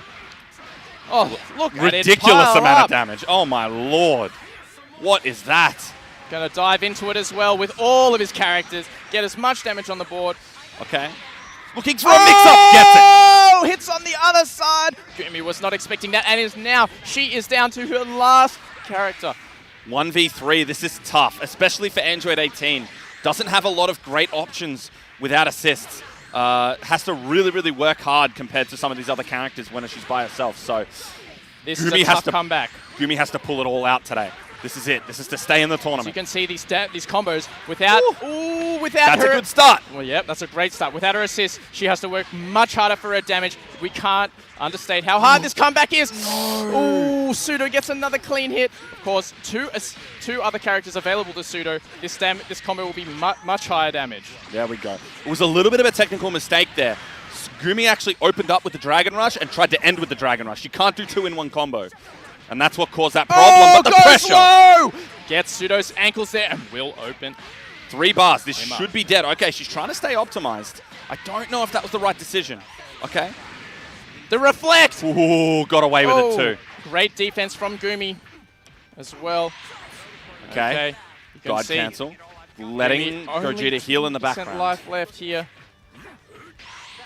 Oh, guard cancel. Avoiding the parry! Pseudo closes it out with the flex. Jiren showing us what he's got. Well done to Pseudo. Unfortunately, Gumi will be out of the tournament. Pseudo will move on for a chance for those big dollars in that cash prize. That's right. You can see Gumi on your screen there. Obviously very disappointed to be going home at this point. We're so close to that top 4. Yep. And Pseudo, of course, he'll be moving on. He was third place in the most recent Dragon Ball tournament that has been played.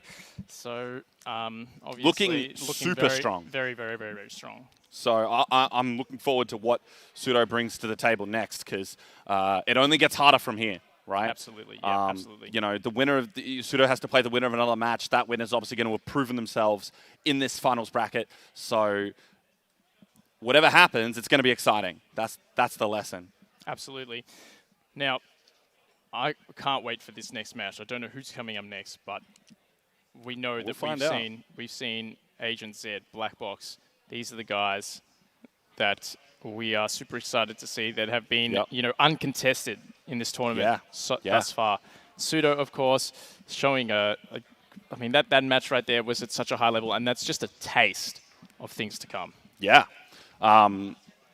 Obviously, like I was sort of mentioning this before, but we haven't seen much of those guys yet. Black Box, I haven't seen in a while. Tanner, another one in this finals tournament who I've heard of, who I know of, but haven't seen play in a while.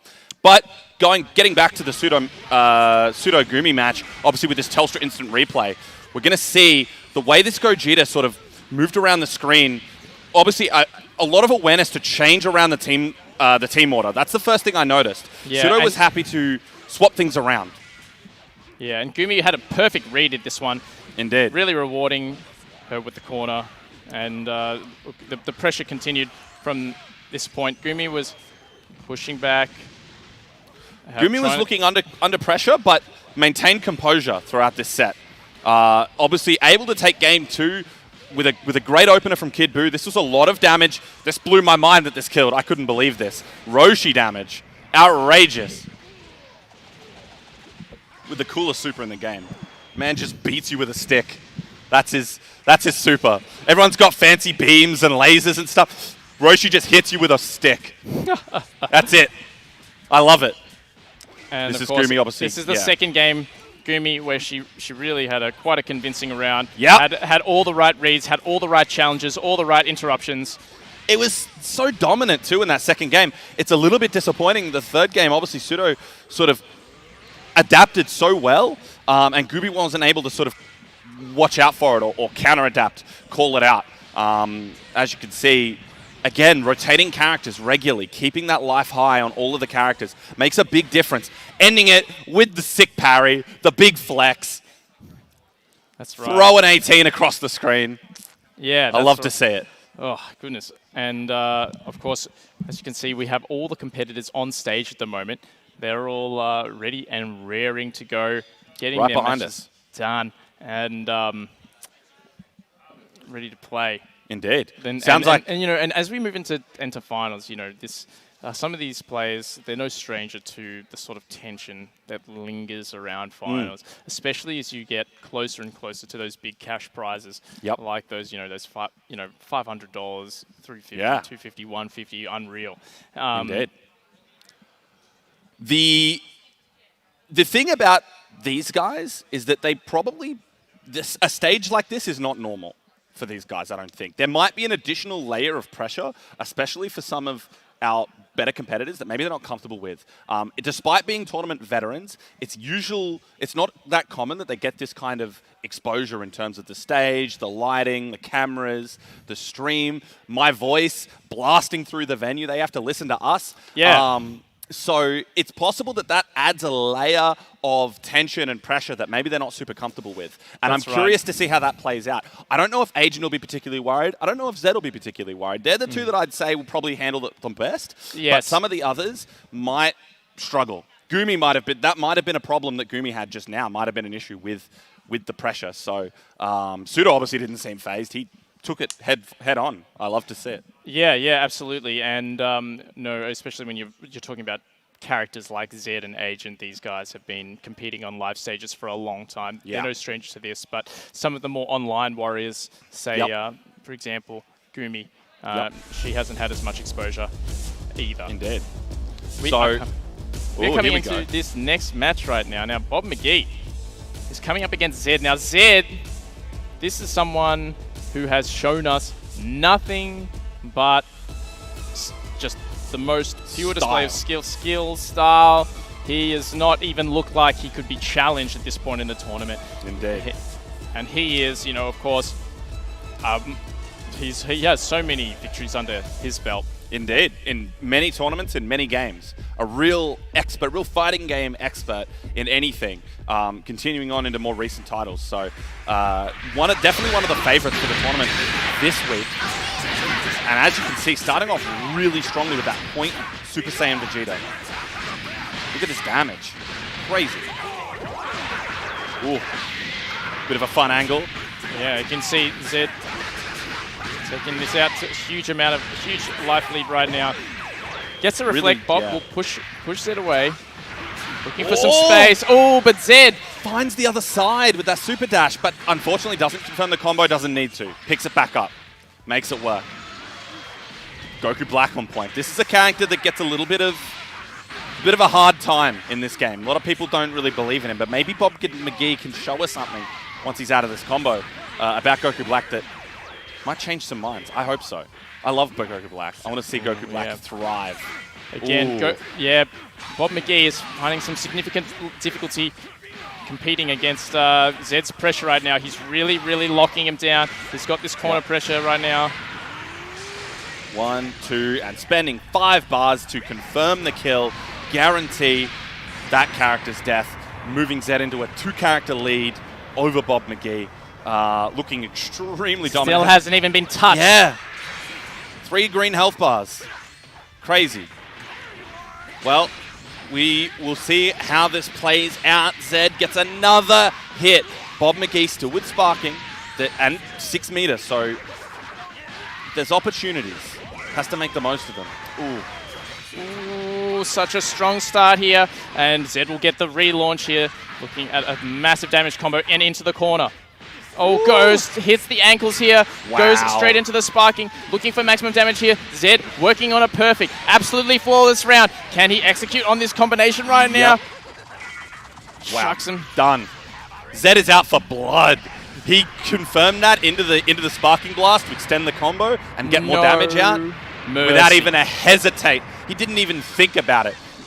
I want this done. I'm out of here. I want my money. I'm gone. Yeah, 0 mercy from Zed. And he has taken that without even losing a single pixel of health. Complete domination. But obviously they're going to go straight back into game 2. Bob McGee might be able to adjust here. Playing a pretty interesting team.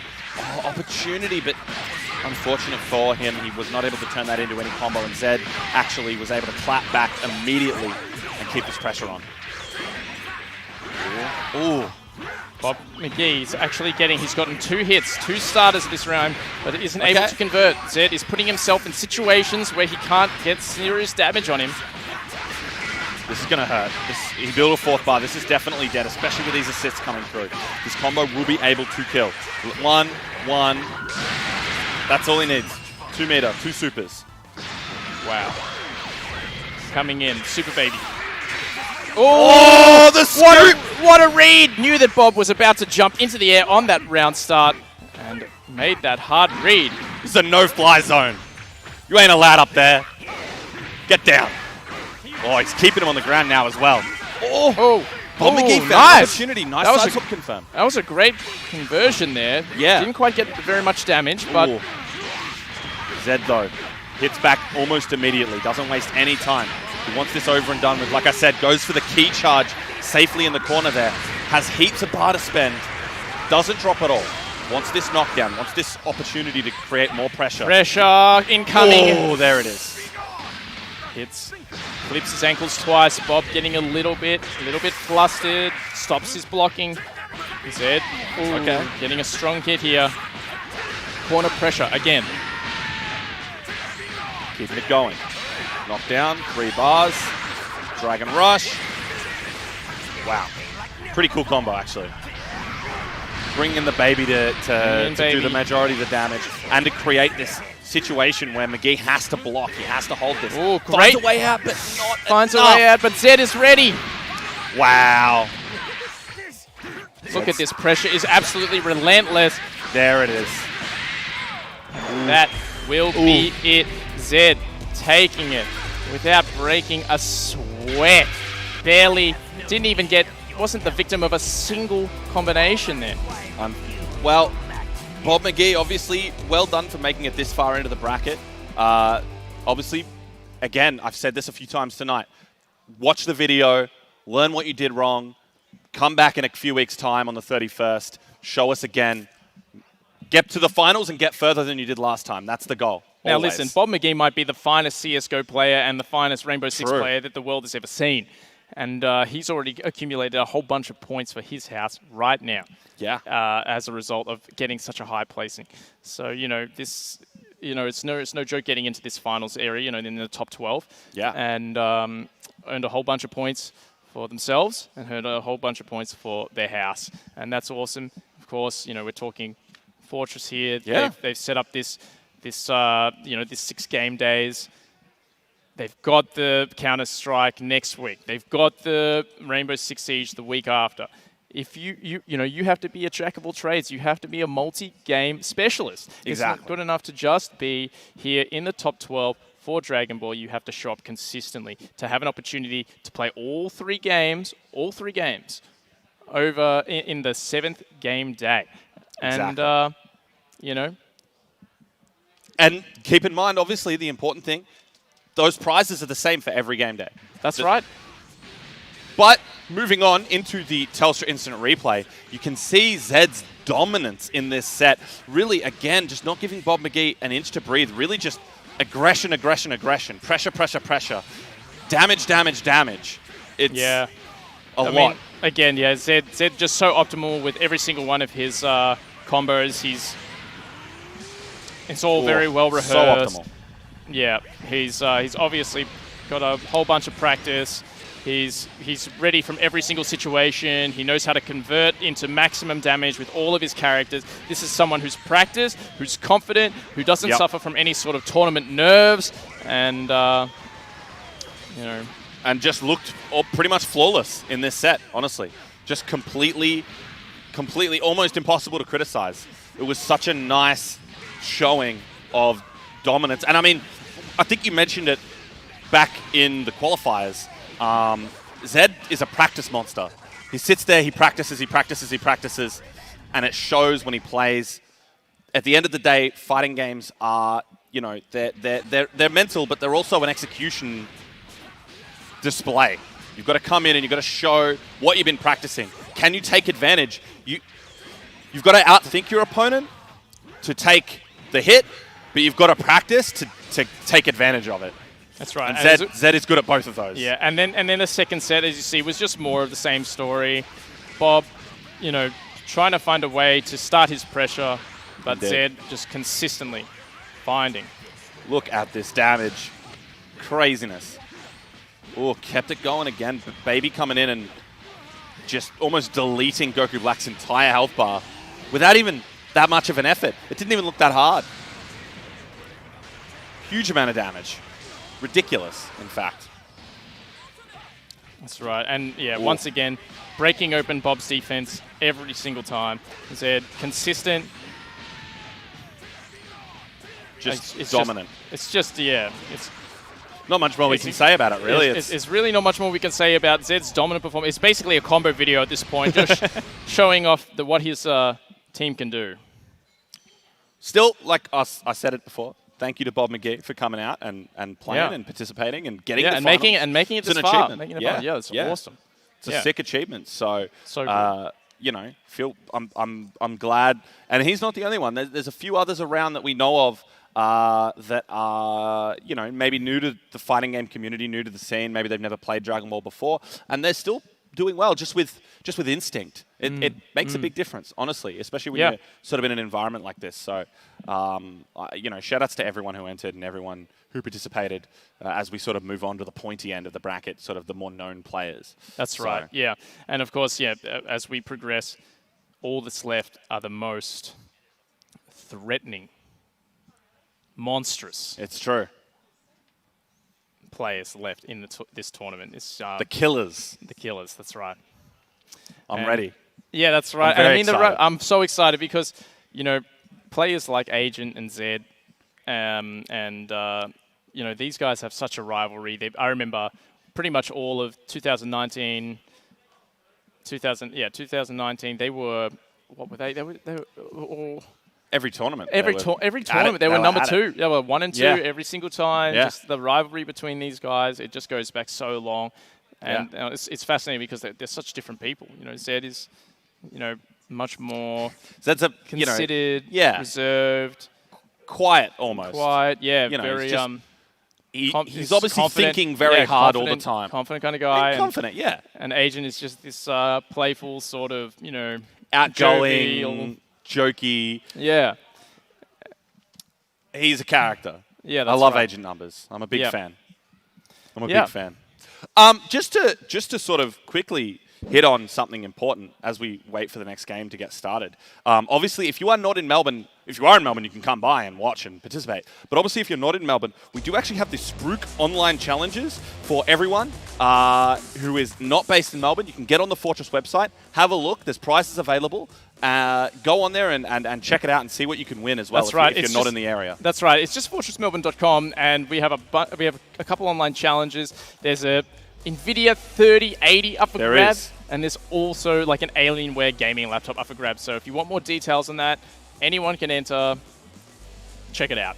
Exactly. Now we have 2 more Bootses on the screen.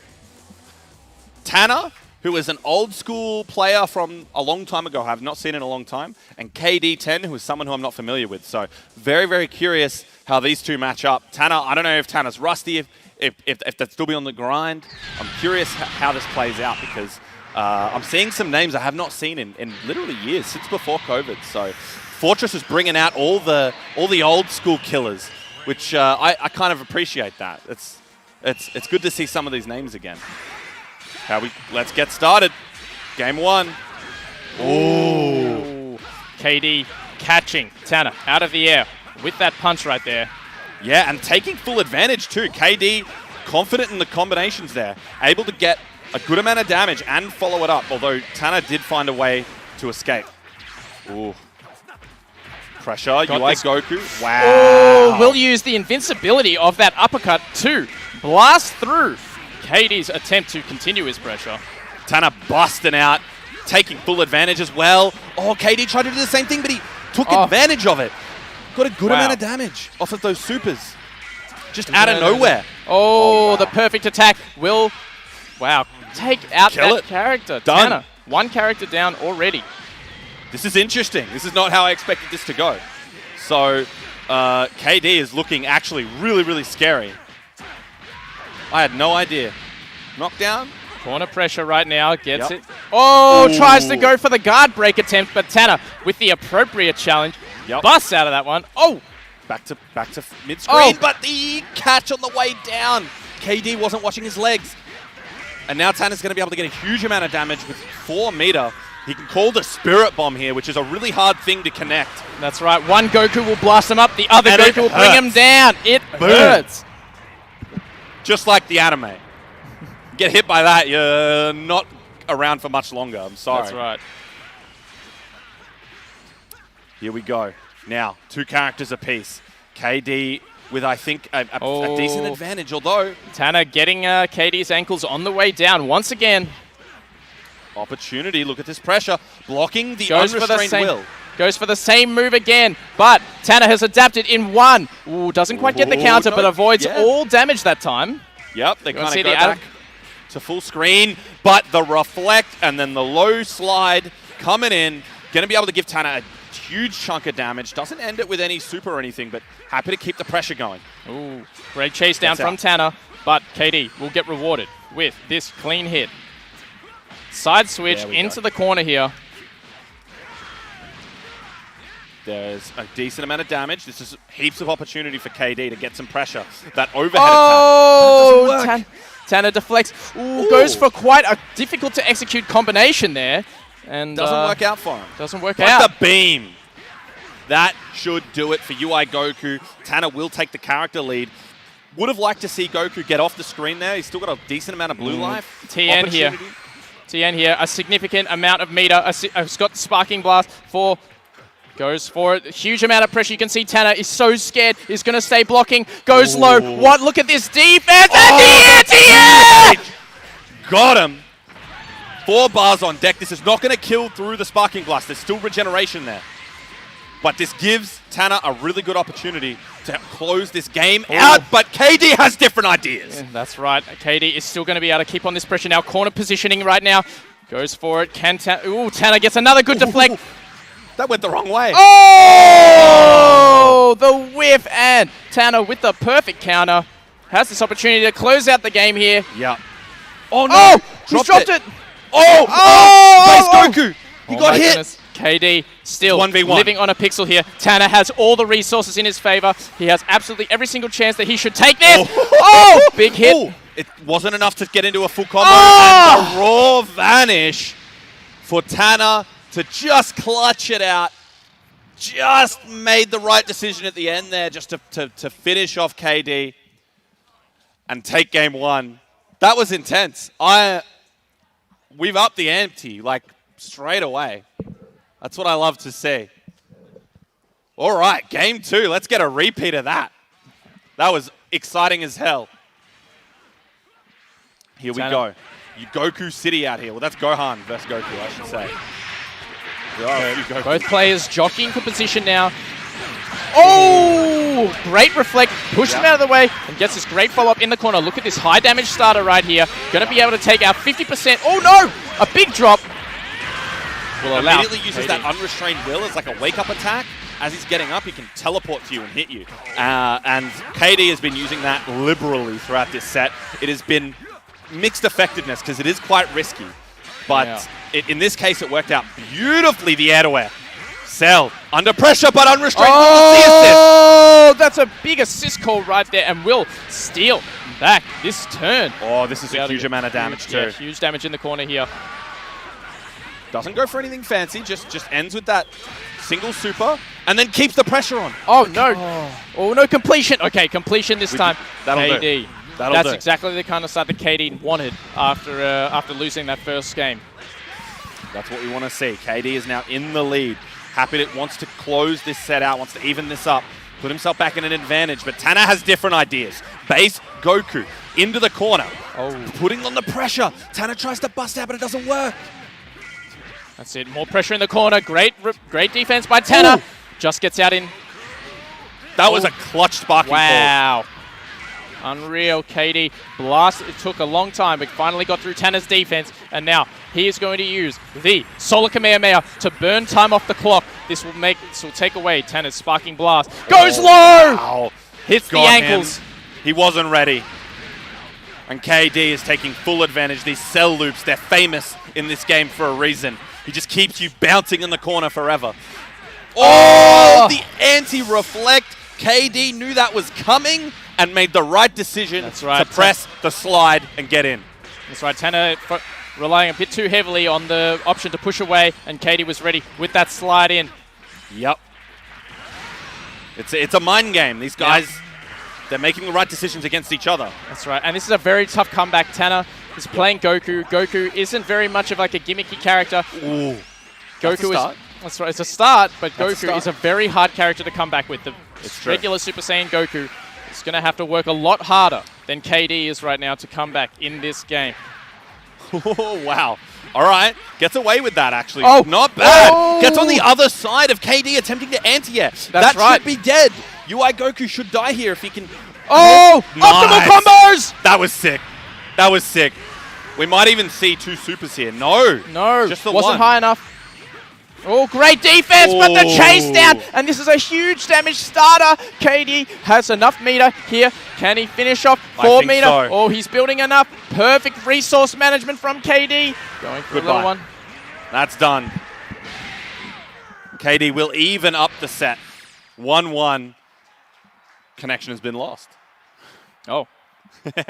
Well, we know who won that one. Exactly. We are now equal. At least it happened at the end. 1-1 right now. We'll get to see them play out the final match very shortly. I'm keen. It's a tight one. It's a battle. It's a struggle. I love it. Yeah. It's very close right now. I mean, I'm trying to think about the adaptations that have been happening in this game.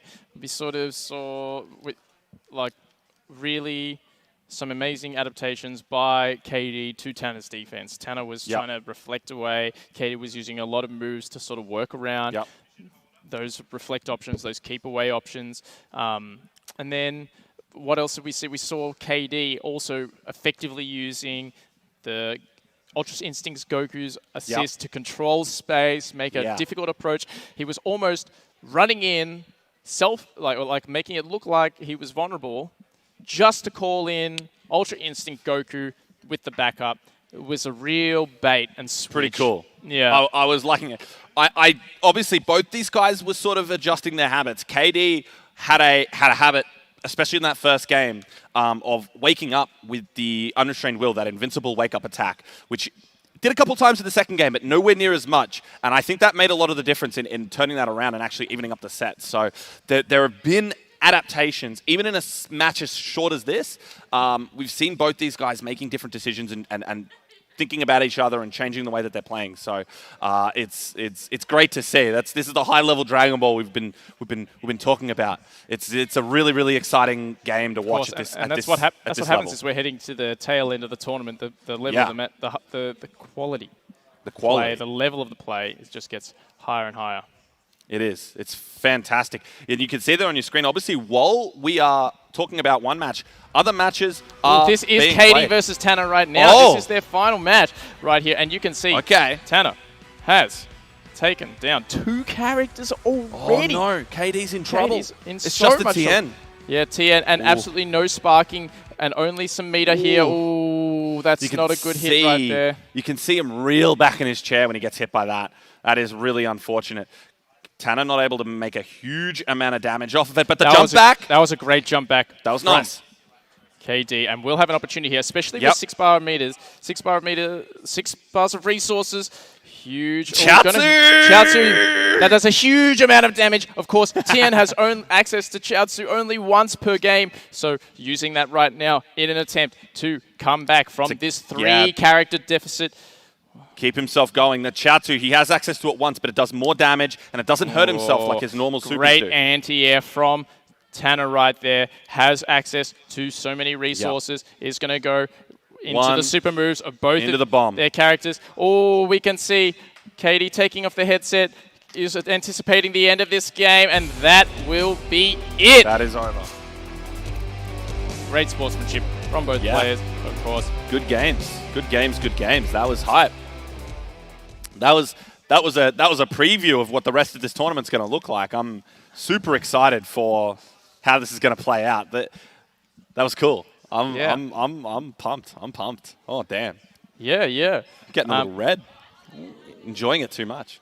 Oh my goodness. I live for this game, man. I live for it. This is Dragon Ball. Yeah, I mean, I know. This is all I'm about. When I was much younger, watched that Cheese TV with Dragon Ball on. True. I couldn't understand why it just came on once a day. Like, why was it was on and then it wasn't on the next day? I don't understand. Why isn't it on every day? Apparently, you have to wait every week for it.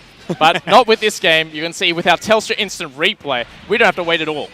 We do not. It comes right to us with this Spirit Bomb especially coming right to Cell and ending him beautifully from Tanner, putting in a huge amount of work. That was a really, really, really nice reaction.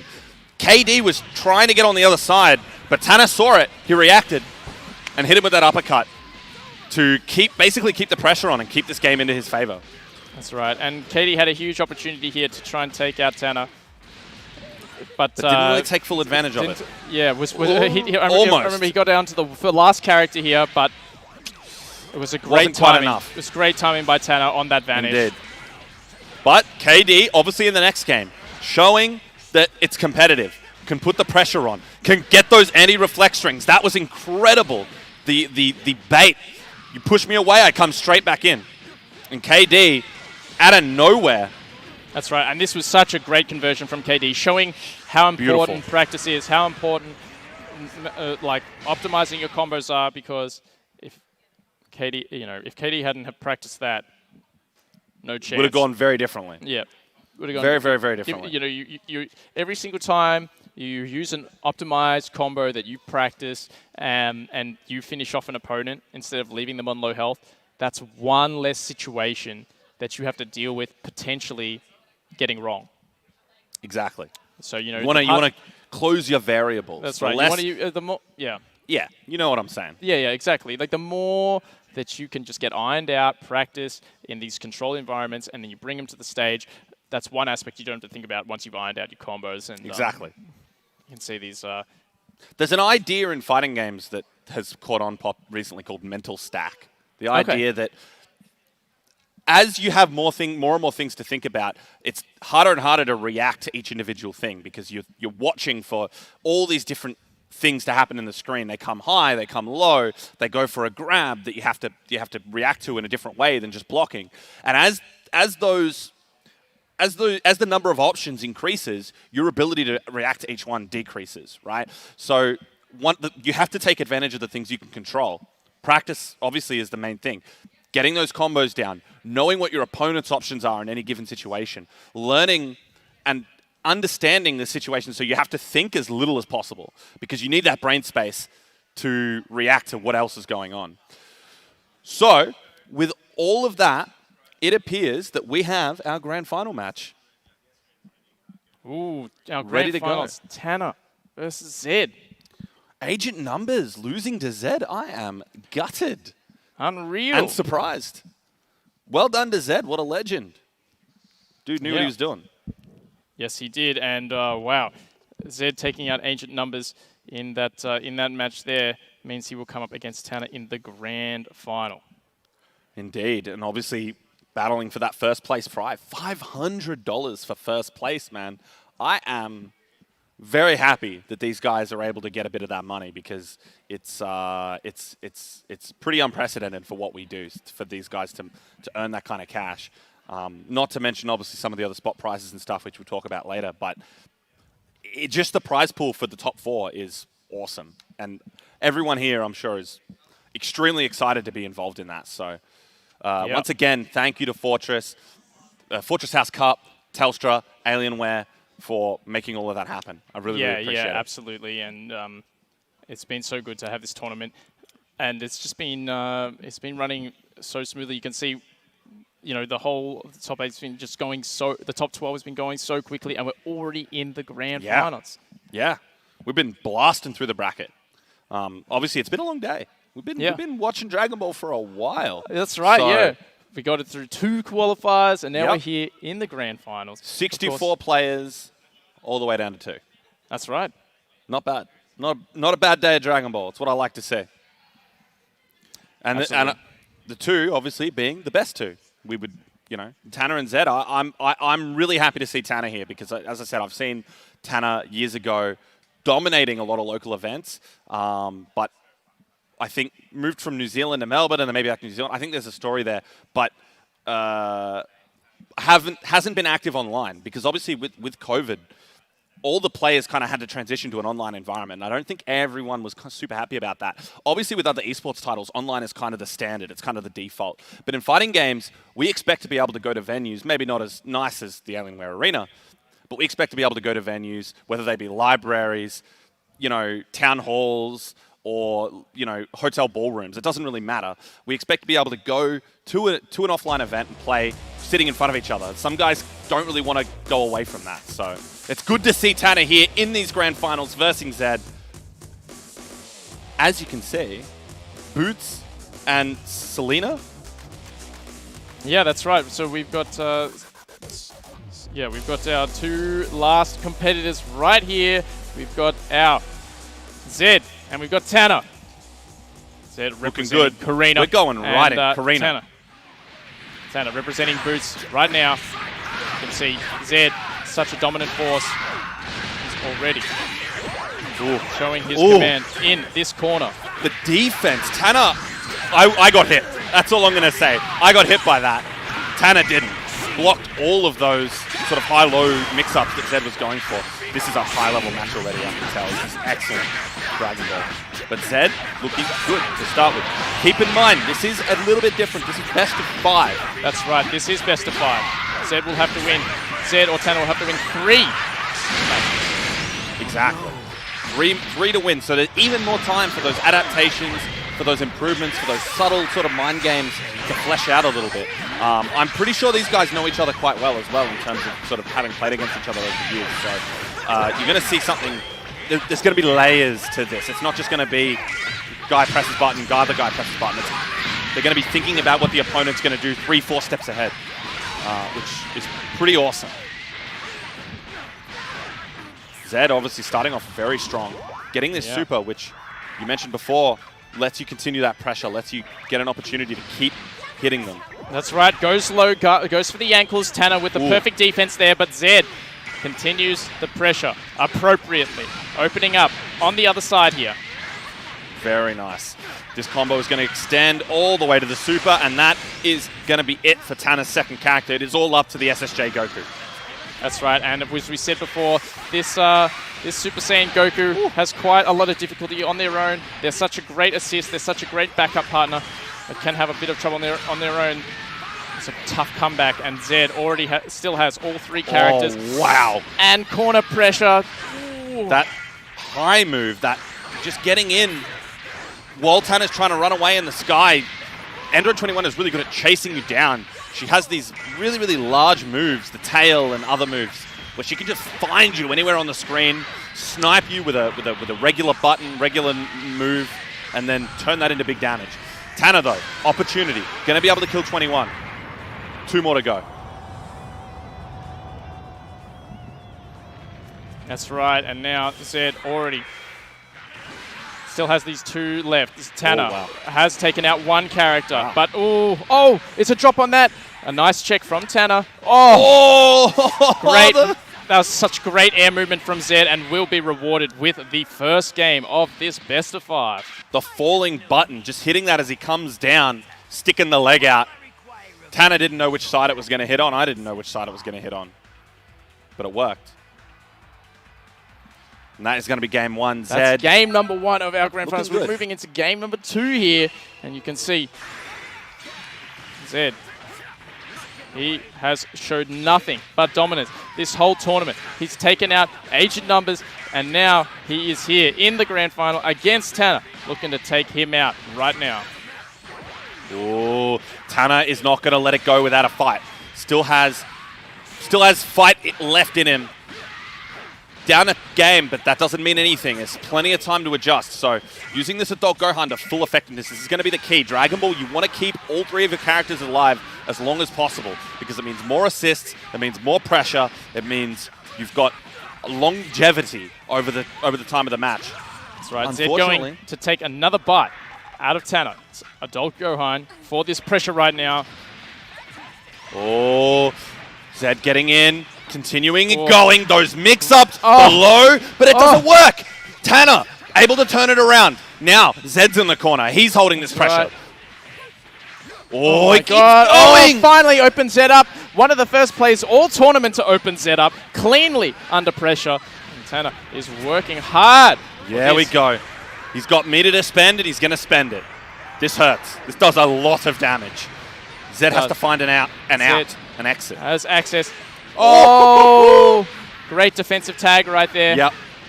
Calling in Super Baby to do the work for him when 21 couldn't. Obviously, an opportunity to heal 21. Both players having characters that are healing in the background. So the more they are able to do that, the longer the game goes on, the more opportunity they have. Nice vanish.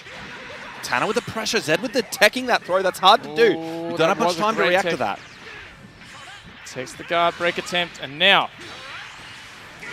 Oh, the falling legs! Right. Zed has had such great air movement in this set and just showcasing that for us once again. Taking Tana, getting this hit. And you can see just having that one moment of great air movement is getting such an incredible combination here. So much damage. That is going to be the end of Goku. Zed will take first blood in this second game. I just noticed Tana has a training to beat Goku t-shirt on, or hoodie, which I respect immensely. Legendary shirt. Oh, that's a good start, but still has work to do. Has to hold, has to block all of this pressure from Zed. It's not easy. That's a good start, though. 21, if he finishes this combo, this should be done. And that will even up the characters for both players. Tana's still in this. Tana's still got it. And he's got this his Goku out. He's got Gohan in the background here. This is the most even we've seen it so far. Indeed. But going Tana. low. Oh, great check. Great challenge from Tana. Will get himself out of that corner, but Zed is already ready. There we go. Claps back immediately. Putting Tana into the corner. Oh, keeping the pressure on that. Oh, he blocked that. That was so difficult to react to. But Tana knew it was coming. A super dash through those key blasts as well, which is something you can do to ignore that move. Both players back into this mid-screen. Oh, taking their turns. That was sick. Yes, that's right. We see Zed just switching sides, making it much more difficult for Tana to anticipate and to block. And now Zed will take it with the two super moves right there and bringing Tana down to his last character in Adult Gohan. Has Sparking available to have a comeback, but still, Zed has shown nothing but dominance here. Exactly. Zed wants this over with. That's a good start, though. Tana. That's a great that guard start. break. Opportunity for a bit of damage. At least set up a situation for himself. Oh, the cross up. Wow. Oh, cross up into level 3 super move here. This does a lot This of hurts. damage. It's not enough. And now, to hit forces the sparking. Gets in. Oh, they both got away from it. Baby, getting Great caught. hit. Oh, This can he- should be dead. Can we Tanner get should this? be able to end this. Ooh, Yeah, there it is. Tanner! There it is. Still has Spark on deck One too. character each. Tanner still has sparking available, but if Zed gets any hit, it will be over. It's Oh! true. There it is. Confirming into the Sparking Blast. This gives him extra damage. He builds extra bar. He can't quite close it out. Oh, he went low! Got him. Tanner. Beautiful. Whew. He has brought Once it more. 1-1 in this grand final. Best of 5. Evening the set. That was a comeback too. Tanner was struggling to deal with that. Didn't expect him to be able to turn that around, but made it work. Made it work. It was beautiful work from Tanner. Yeah, Excellent. wow, Excellent.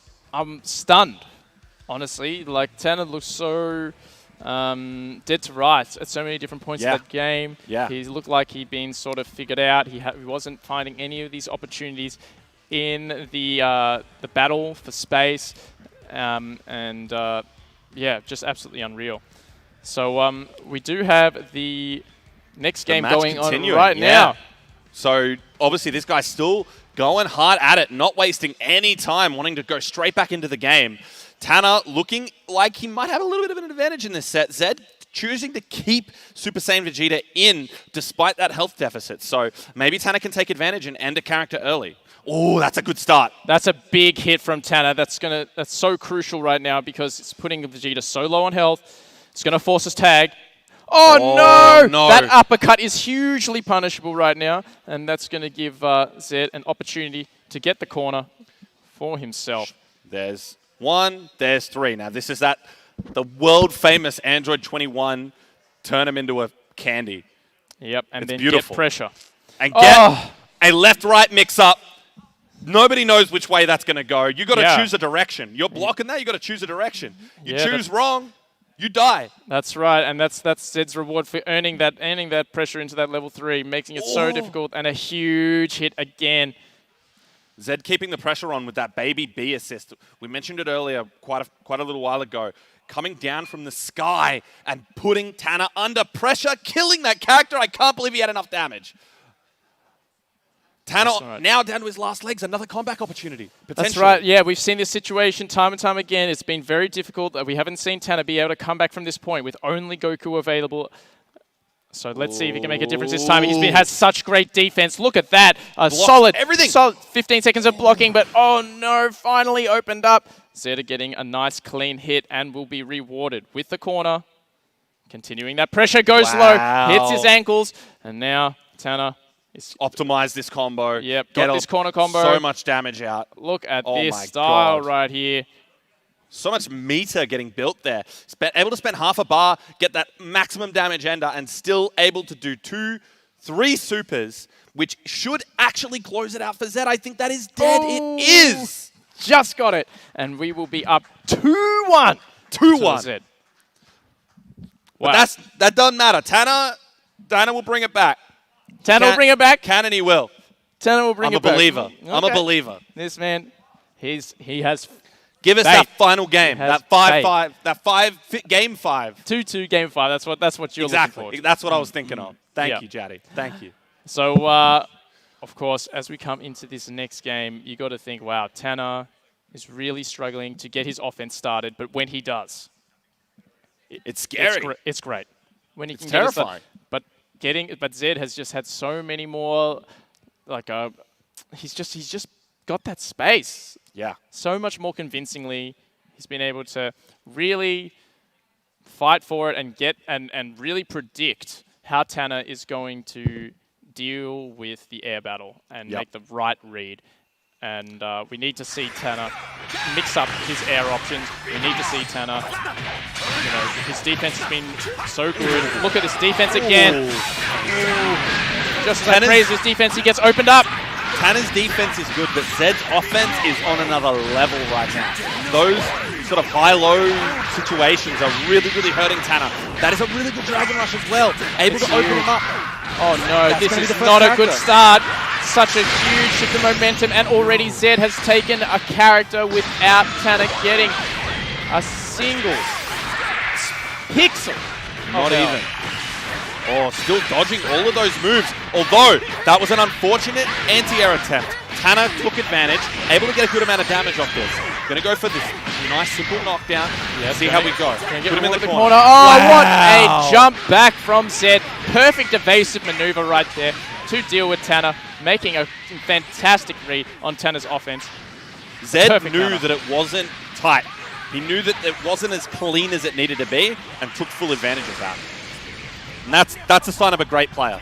That is. When you And now Tanner, look at this disadvantage right now. He has taken no. this hit. Oh my goodness. Zed is gonna put the base Goku down and end up one character One away. character left. Tanner, he needs your energy. This is his last chance to win at the Fortress House Cup. He needs it right now. He's only got one character left, yet to make a comeback. That's And a now start. He has, he dropped goes that for such a unfortunate. complex combo. Oh, but got on the other side. He got another one. Zed's baby should be dead here. This is easily enough to kill. That's right. He's going to be able to convert into this level 3. He's got the sparking available, which is going to boost damage. He's got that limit break option. Lots of damage here. First character down. Still 3 bars of resources. Still barking available. Can Tanner make this count in the final hour? Oh, boy. Oh, goes low! He got him. Tanner still has enough meter available to close this out and kill 21 and even up the characters so that it's... Oh, no! He didn't get the super to end it. And Zed is taking advantage. Putting him in the corner. It's not enough, but it is going to hurt, and it is going to give Zed a huge amount of advantage. With this Vegeta, actually, he's bringing in. One more touch. One more touch for Zed. Oh my goodness, this will be it if Zed can execute, and we have seen him executing all day. Look at this Can he damage. make it happen? Yep. That is it, and Zed is your Fortress House Cup champion for the first game day in Dragon Ball FighterZ. Congratulations to Zed. No stranger to victory is this man, but he will happily take another victory under his belt. What an absolute display of practice and skill and dominance. Zed really, really, really, clearly you can see that his man has put in the work over the years, and it shows. And it shows tonight, and he's rewarded for it tonight with that $500 first prize. That's absolutely right. And, you know, someone who is such a veteran, someone who's such a workaholic when it comes to these sort of games, no one really deserves it more than a guy like this. You can see there on your screen. Now, they will have a playoff for third place. I'm not super sure if that's happening yet or if it's already happened. We'll find out shortly, no doubt. But Agent and KD obviously also guaranteed those third and fourth place prizes. I think it sounds like we might be getting into that match between Agent and KD10. I mean, I'm somewhat excited.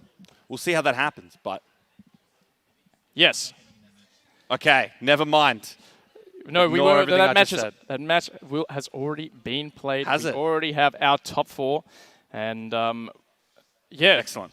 Just as we're here with you guys, we just want to thank you so much for being a part of this. If you've been watching all day, or maybe if you just started watching now, Yep. it's been great having you along as part of this this inaugural Fortress House Cup presented by Telstra. Yeah. It's just been amazing. It's been, you know, a real celebration of gaming, a real celebration of competition. Yep. We've come all the way from the beginning where we saw some of the newer competitors fighting for maybe getting their first ever tournament win. Yep. And It's important to mention inaugural. This is the first day of a huge series. Obviously, just Season 1 being 7 game days. Season 2 obviously in the works as well. Who knows what happens from there? So this is just the start. And we're already seeing some awesome stuff. As you can see in this Telstra instant replay, Zed, first thing we see is Zed looking mega dominant against Tanner in this first game. Boom. Massive, yeah. And the domination, even though Tanner was trying to make it work with Goku, there just wasn't, the characters that Zed was representing have so much more offensive opportunity. And look, here you see a great sequence. Yeah. Winning when he won that struggle for that position, got rewarded. But despite this, Zed had so much more offensive potential. And Tanner showed brilliance in moments of that game. It wasn't enough, it wasn't holistic enough. But Tanner showed us some pretty incredible stuff. However, Zed's offense, I just want to shout this out again. You have no idea which way this guy is hitting you from. That time it was on the other side high. It could have been on the other side low. It could have been anywhere. You don't know. You got to pick a direction and you got to stick to it. Zed knows that and he'll take full advantage. But Tanner didn't let it go without a fight. Ooh, look at this. Again, this offense. It's just beautiful. That's right, yeah. Just such great offense, conversions from every range, so practiced. Even in these moments where Tanner was so close to making it work. Yep. Plenty of opportunity, and that just means opportunity to practice. That's what that means.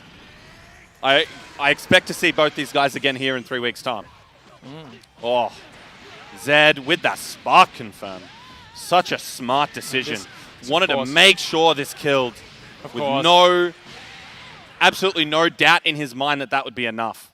And of course, you can see him he takes that win. Not even, this man, he was happy, but, that kind of that elation is just not present for a man of Zed's caliber. He is so used to winning, this guy. And, speaking of, first place, and we've talked about Zed's getting first place, we're going to be moving into our spot prizes. Exactly. That's right. And one of the spot prizes that we're going to focus on is the Jester Award. And this is for the silliest, the funniest sort of player. Most entertaining moment of the day. And this award does go to Bigfoot Rex, who will be earning 12 months Fortress membership and some swag for being unable to do pretty much any damage at all.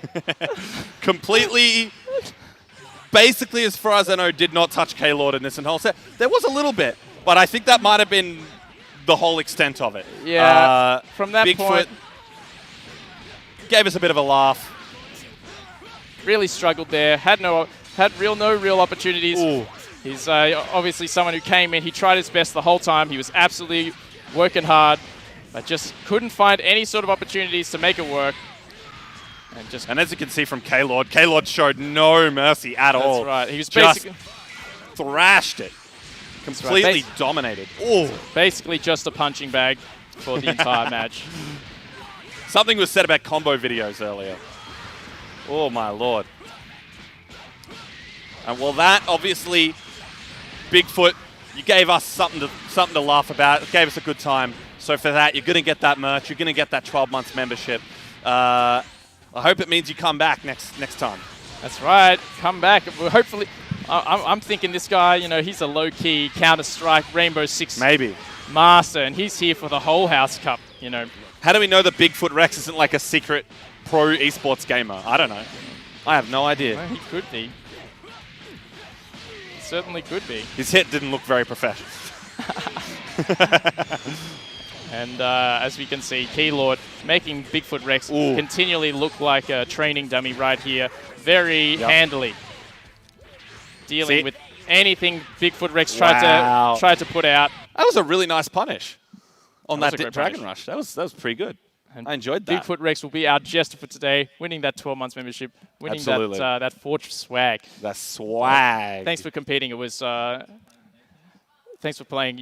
As much as we are having a bit of a banter about it, we it's awesome that you. It's awesome that you came and showed up. I appreciate that.